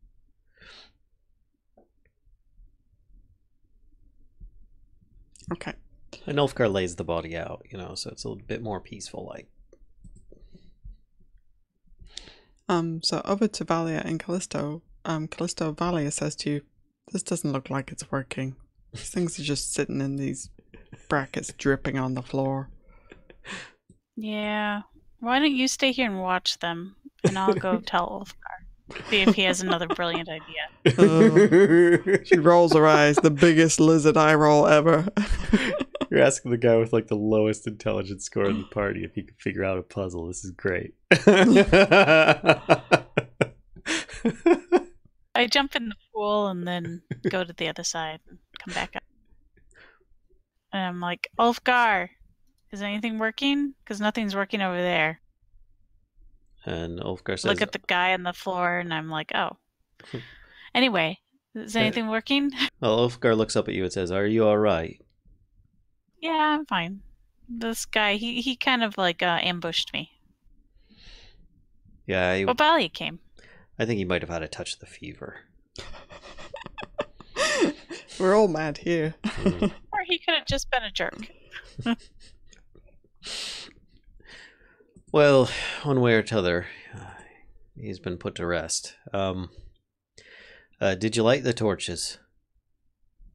No, because they're all dripping wet. Right. Oh. And you see him like visibly just go from like sad to physically sad that he's got to go back through the water then. He's like, I'll go get them. I'll go light them. No, it's all right. Rather than just sending you back and forth the whole time. That's true. You have to dry them out first. Oh yeah, I'll go. And Ulfgar goes up to the water, and he pops through and he casts shape water to help push him with with the water so that he can get up and out and everything. Okay. And he comes out the other side. He dries himself off, and then he goes through the doorway out the other side. Mm-hmm. And then Valiant's there. he dries each of the torches off, and then he casts Firebolt on the torch to try and light it. It does not light. Right. But the torches are actually where they, like there are torch holders in each of these locations. Correct. There are little brackets in the wall, and these torches fit very nicely in them. Right. Well.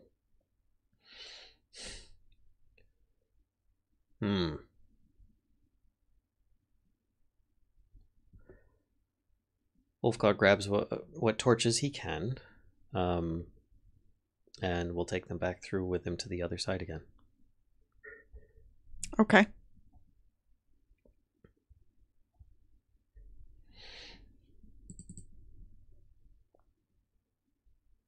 And he'd say, "That didn't work.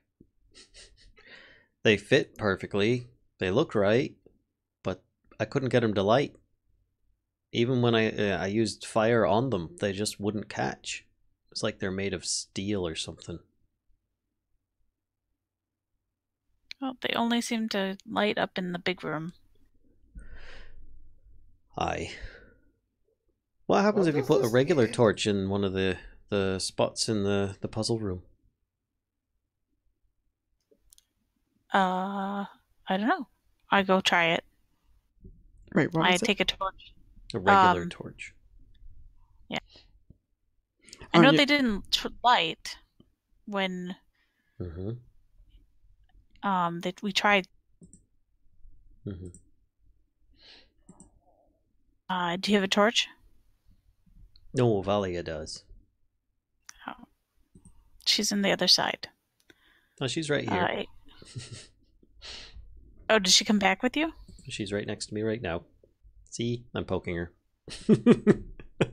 It wasn't originally, which is why I was asking. Oh, okay. Sorry. Maybe she did, and the token didn't get moved. I thought she was on this side. No, I think her token was just left over here. Kashcah? Yeah, Valia would be back with... On the other side? Oh, okay. Or, no, she's kind of following with the group at this point. Okay. Valia, hand me one of your torches. She'll hand you a torch. I'll go put it in one of the holders. Okay. And try to light it. Okay, yep, it lights. Oh, that's interesting. What, that a torch lit when you lit it? Well, because Aelia was in here earlier trying to light a torch and it wouldn't light.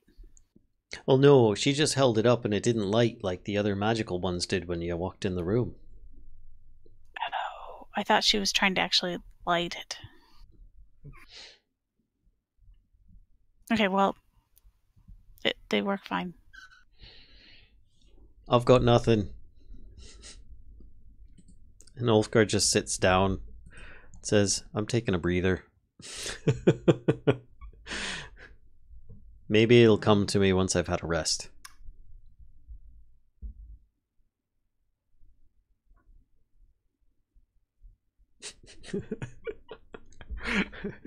Chat.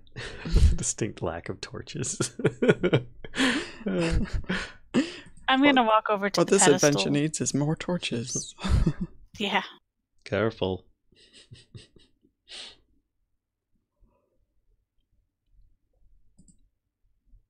Okay. I'm just going to examine the pedestal in the box.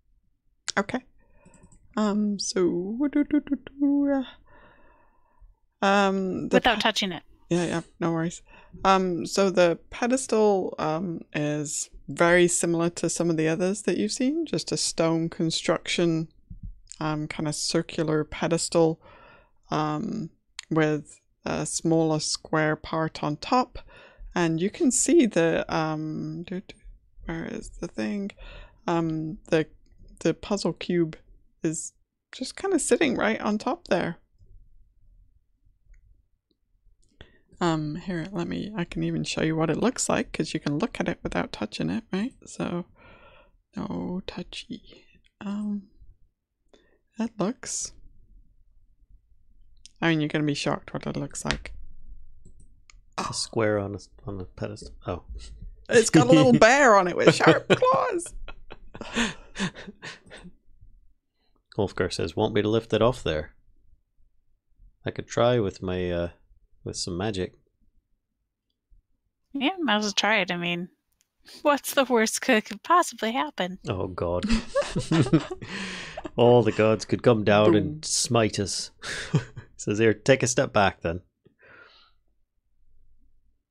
And he'd cast Mage Hand and see if the puzzle cube would lift. Hang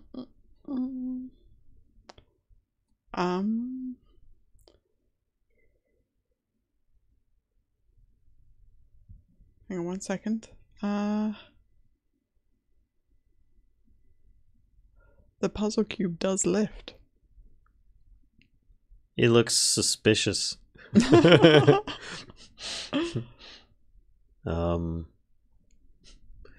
Ulfgar looks around on the ground for some kind of bug or beetle or something like that he could put that he could touch the cube with to see if it'll turn it to stone. You don't readily see any bugs or beetles wandering around to be your sacrifices. He's like, all right, and he sets it down on the plaque with his mage hand. On the plaque? Wait, where are you setting it? The plaque in the floor. Oh, okay. All right. Yep, sitting there. Right. So maybe we've actually got the thing after all. I don't know why that guy got turned to stone. Well, you're not actually touching it. That's true. And he looks at it suspiciously. Maybe if we just mage hand it into like a backpack or something. Meow. Shouty Boy says this is not a good idea. No, I don't know.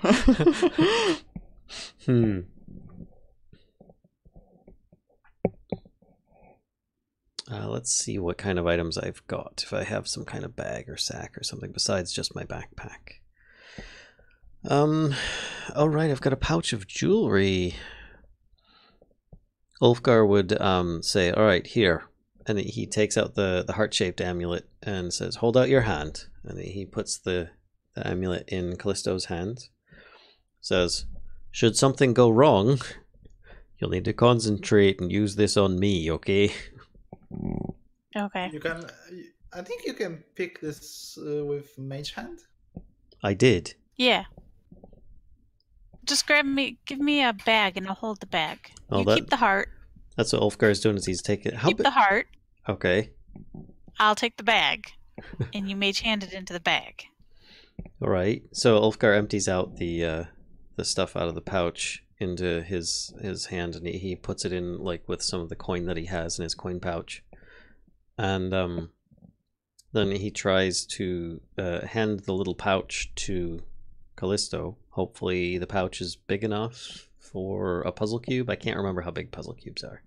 They are 3-inch cubes. Okay, then yeah, it About should 3 be inches, more like this, isn't it? So he hands you this little maybe pouch like- that's Maybe probably like my super nerdy. There you go. So then he like mage hands it up and says, well, I was actually going to touch the thing and see if it still had its bad properties. No, don't do that. Here, just mage hand it up, and then I will like take the bag and try to like slip it over without touching it. All right. I'm holding I hold the cube up with mage hand. And I slip the bag over it Okay. and close it. Okay. Yeah. You seem to have a cube in a bag. So we saw the puzzle, right? I've no clue. You have a cube in We a have bag. the puzzle box. 6 But- episodes later. I'm going to grab this puzzle cube. Yeah, I'm thinking he's got some. Tell me he's got some spell scroll. Didn't he have an ink pen and a bottle of ink? Ulfgar takes out the ink pen and the bottle of ink and writes on the pouch. No touch Do not it. Yeah. And he like details a little skull and crossbones Oh, okay. He's taking his time with it. on both sides of the pouch, and then he just kind of like dries it and stuff. Says, all right there, and he puts it in his sack and so in his backpack and says, all right, well, let's hope that does it. And he just looks really uneasy. Tobias, Aelia, what do you guys think? Do you think that did it? Do you think we solved it already and it's safe to take with? I guess. I'll put it in my backpack. All right, Ulfgar, give it to you to take.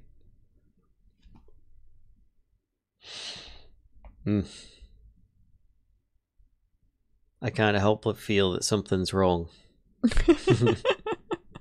Yep. There's a whole part of this temple we haven't seen yet. Oh yeah. What part is that? Well, this room isn't big enough. If you go over to, like, that wall is like half the length of the wall in the pool room. Which means there's something else behind there. Okay. Well, I don't have a way of getting through a stone wall. I could shout at Oh, it. you-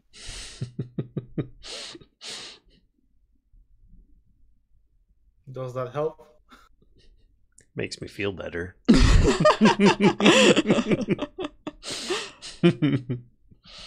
Well, I suppose we should just call it and say we got the cube and be on our merry way.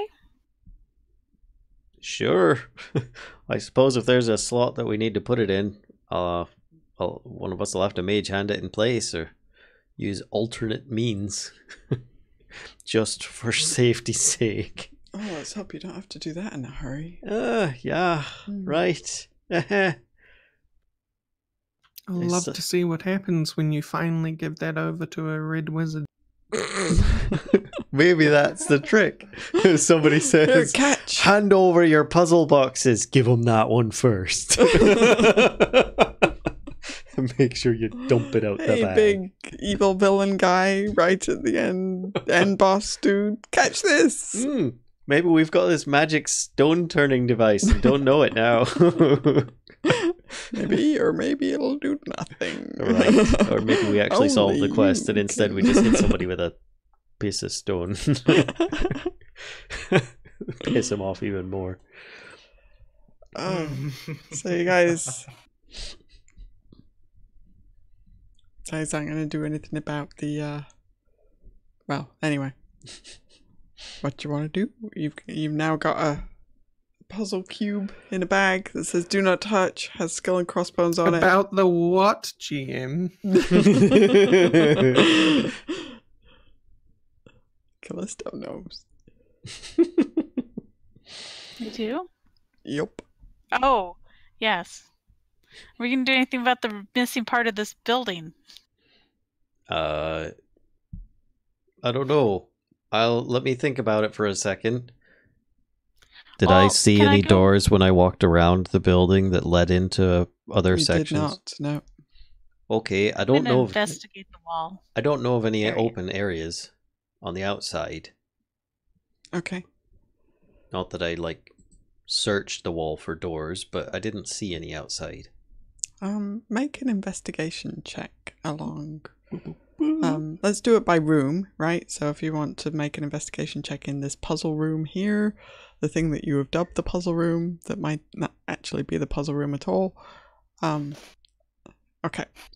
So that Kellisto, you are confident that you've done kind of a thorough search of the walls and don't find any signs of secret entrances or anything like that. Tobias, you're not quite so sure that you were as thorough, but you still don't find anything either. Orvex is leaning against the secret door this whole time.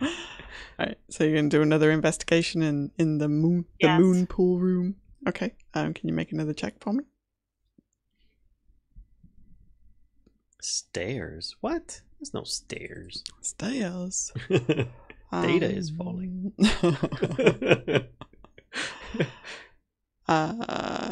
So yep, you find there is a some kind of secret doorway. Here, Secret pass. I'll move that to the token layer so you can see approximately where it is. Ooh. So you find this So secret doorway. Secret pass. Is it obvious how to open it? You see a keyhole. And you think that that's probably once you turn the key that the door will pop open. Hey, did anyone find a key on the dead guy's body? No, he just had a few stones and his wizarding book.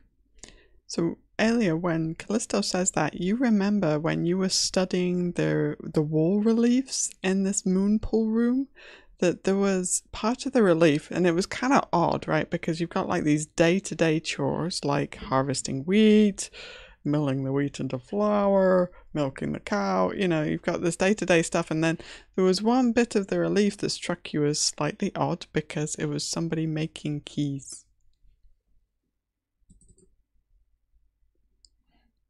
Aelia says nothing. Ulfgar's putting back the rest of the enchanted torches. Oh, you're putting them back in the wall? Mm-hmm. Okay. Alright.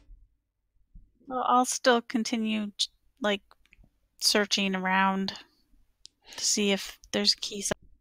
Okay. So you're studying the room in general, kind of thing, like giving it a once over. Okay. So eventually, yep, with your 14 investigation, you will notice the same thing. One of the reliefs shows there's a figure in it crafting a key. And it's actually pretty weird because the key is much, like in proportion, the key is much bigger than the figure crafting it.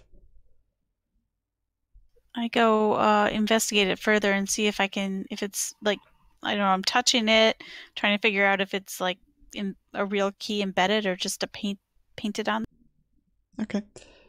How are you, so how are you doing that? Just with my fingers kind of running over it, trying to figure it out. Okay. So as soon as you kind of push on it or touch it, the door actually pops open. Perfect. Hey guys! I got a door open.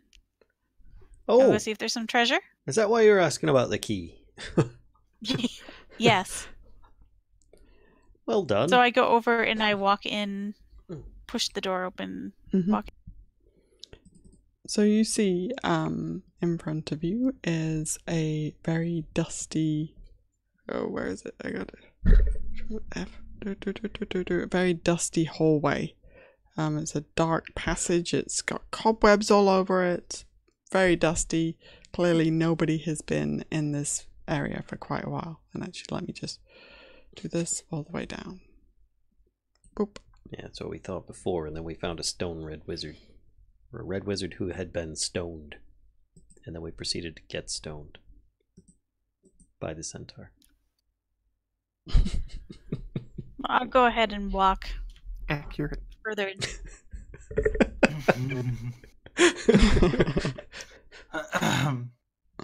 Okay. So round the corner, you see Nothing. leads to a dead end, except there are wooden bars across this end. Ulfgar says, "Are there any torch holders?"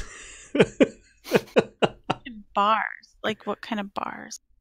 Like a prison? No, it's like right now that looks like a blank stone wall, right? Except across it there are these like U-shaped metal hooks, and there's 3 sets of those, and in each of them is a big chunk of wood, right? Like it's and it goes like almost across the entire width of this corridor. So there's like one at the top, one at the middle, one further down. And it's just like these metal brackets. They are over here. Metal brackets holding these big beams. Nope, there are 3. Well, I'll go investigate it further. Okay. Should I do a check? Yeah, one more investigation for me, please. Okay. You're pretty sure that these, you can just see like the outline of a door on this side as well, and you think these are like barring the door from being opened from this direction. It's a Skyrim door.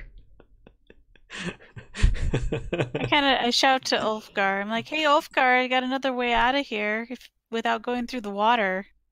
Ulfgar like hustles down. Where? I think this is a door. Right. Can you open it? I think we could try to lift the wood out of it.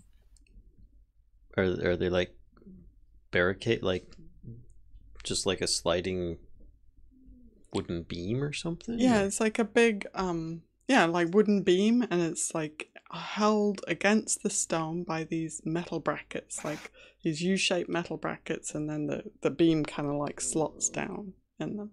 All right, here, you grab that side. I'll grab this one. Let's try lifting this first one. I help him. Yeah, so together you can lift them out of these brackets quite You easily. totally did that all by yourself. He's weak as shit.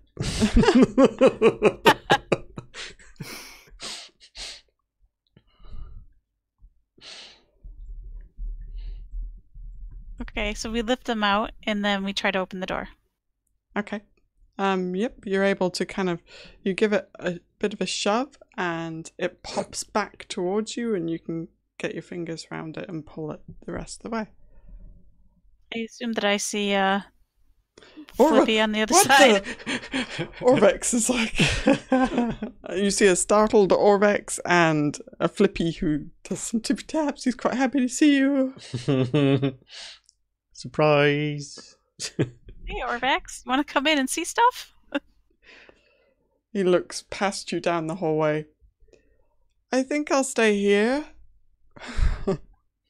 The cobwebs and the dust.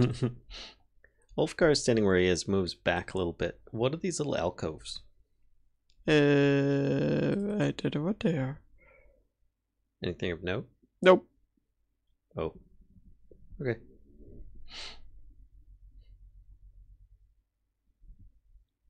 So I guess we're done here. Yeah, I think the doors are big enough to fit Arokh through. Yeah, I mean, you do a little wiggle and get through, yep. Okay, so Tobias and Arokh are just going out. Ulfgar, go back and tell Aelia and Valia. Okay. That we cleared the way. Aelia will pipe up a little, but not that much, but she'll just be like, you haven't solved the puzzle. I know, I feel the same way. You're cheating, Ulfgar. Do you know how to solve What the did puzzle? you find? We found What did you find down that way? spider webs and a door that basically just leads straight out, right where Orvex was waiting. What happens to a torch when you put it in water while it's lit? Excuse me. It goes out. I Mm. mean, that's normal, right? So how would you avoid putting a torch in water? You don't put it in the water. He's got this really confused look on his face. It hurts my brain. Yeah, he's like, I don't follow. What happens to the torches when they're in this room? They light. Yeah, I'm What assuming you're happens to talking the about the torches center. when you? What happens to the torches when you take them through the pool? Well, they extinguish themselves upon leaving the central room, and No. they act like normal torches, but you can't light them in the other side. No. I put them out. They don't extinguish when they leave this room. They stay lit. Oh, I didn't see that. Right. I guess it was a little bit of my assumption there. And you know what they say about assumptions. I can't remember right now, but let's try your idea with the torches. So what? I'm going to help you with this one, Ulfgar, but I'm not going to give you the answer. What do you think you do? We take the torches not through the water, but through the path. And she points a finger at you and wags it, and then puts a And then puts a what? her hand back down. Ah. No? And then she just continues to sit there. Okay. Well, Ulfgar does try the torch thing where he grabs the torches that he was previously putting in the center room, which are lit, takes them two at a time through the secret tunnel, back into the alcove, and starts putting them in the little spots on the walls Okay. while they're lit. Okay. So the lit torches, yep. I mean, the reliefs look lovely. They're all bright and see all the detail now. Mm-hmm. Yep. Cool. Get all 8 in place. It's great. Okay. It's fantastic. There you go. I did it. Puzzle solved. Did you make sure they were the enchanted ones? Right. Yes. He casts All right. detect magic, then goes Yep. back and Bing, double bing, bing, checks. bing. Down the Takes him 10 minutes because he would not insta-cast it. Ulfgar, she asked Ulfgar to turn around. He does slowly. Kick in the butt. She digs into his backpack, Mm-hmm. and takes out the pouch that she recognizes as the one that the cube went into.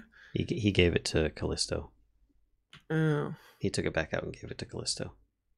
Oh. You finding Hey, what you're Ulfgar, looking for can in you there. No. Did you give it to Kellisto or something? Oh, the stone cube, yes. Yeah, can you bring her back in here? Aye. He shouts really loud, Kellisto! Come back in! I come back in. He pulled like a little kid maneuver, like, go tell your brother that he needs to come down for dinner. Dad, come down for dinner! Kellisto, can I have the pouch with the cube in it? Sure. I turn around, pull it out, and give it to her. Just don't touch it. And that's exactly what she does. The following movements are to take the pouch, open it, and put her hand in and touch the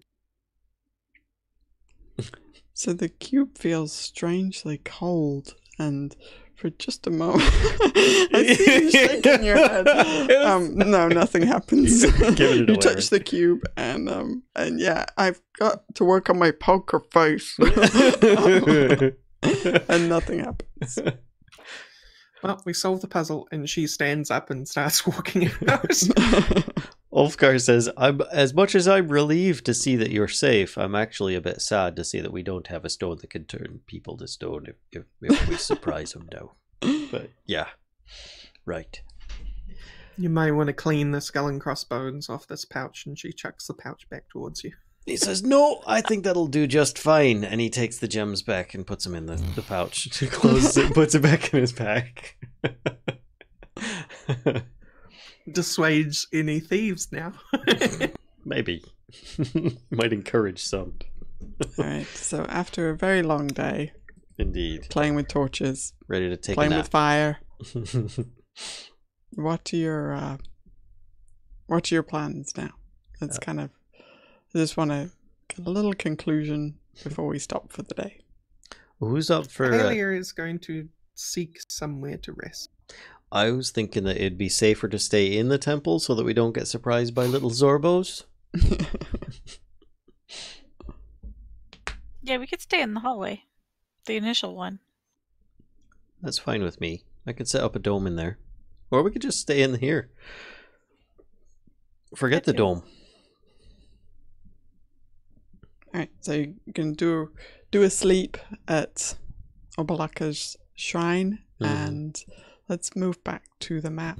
So I just want to understand, obviously it makes it 100 times easier if I know where you're going next week. So any thoughts on where you would like to head next? So much more Do we sightseeing. Oh, more to do. I mean, I'm sure as we approach this temple, we would have seen the ringed wall. Yeah. Yep. So Aelia is going to suggest maybe we check what's in the ringed portion of this. I'm okay with that. Okay. Yeah. Okay. Aye. That'll be good. Alright, so you can do a little exploration in the circular area. Yes. Okie doke. Right. Anything else anybody wants to do quickly before we wrap up? Probably talk to Orvex about a wizard named what was it? Vesh? I don't think he told you his name. Yeah, You we said didn't he had a get the little name. name tag. I in think his- he told you the FRO. FRO. Fuck right off. I thought you said, were you seriously just teasing about the name tag? Yeah, we got Yeah. nothing out of them All right, then, except for what was potentially a lie. well, you could ask him some questions. Oh. Oh, I could ask him some questions. I could also ask him some questions when he was still alive, couldn't I? Hey. I didn't have to ask him questions when he was dead. No. Instead, we have to ask him now when he's dead, make him talk against his will, which he might not necessarily give us all the information I think that he's we just gonna be like, require because he's dead. Why would he tell you more now? Killing him This is is not the Aelia most actually precise. ranting. If you actually said that, she would go into it. Is Aelia Scottish? That sounds a little bit Scottish. Right? Maybe No. more Australian-like. Actually, I am actually half Scottish, so I think Ulfgar would not have mentioned that whatsoever. He probably would have gone out of his way not to mention He's that. thinking to me. it, Right, but yeah. he's not. He's thinking it nonstop. Like, she just talks to the dead all the time. That's what she does. It's really off-putting. Why wouldn't she do it with this guy here? You know, but he's like, yeah, I'm not going to mention it. She looked pretty pissed Which earlier case? about Valia stabbing this guy.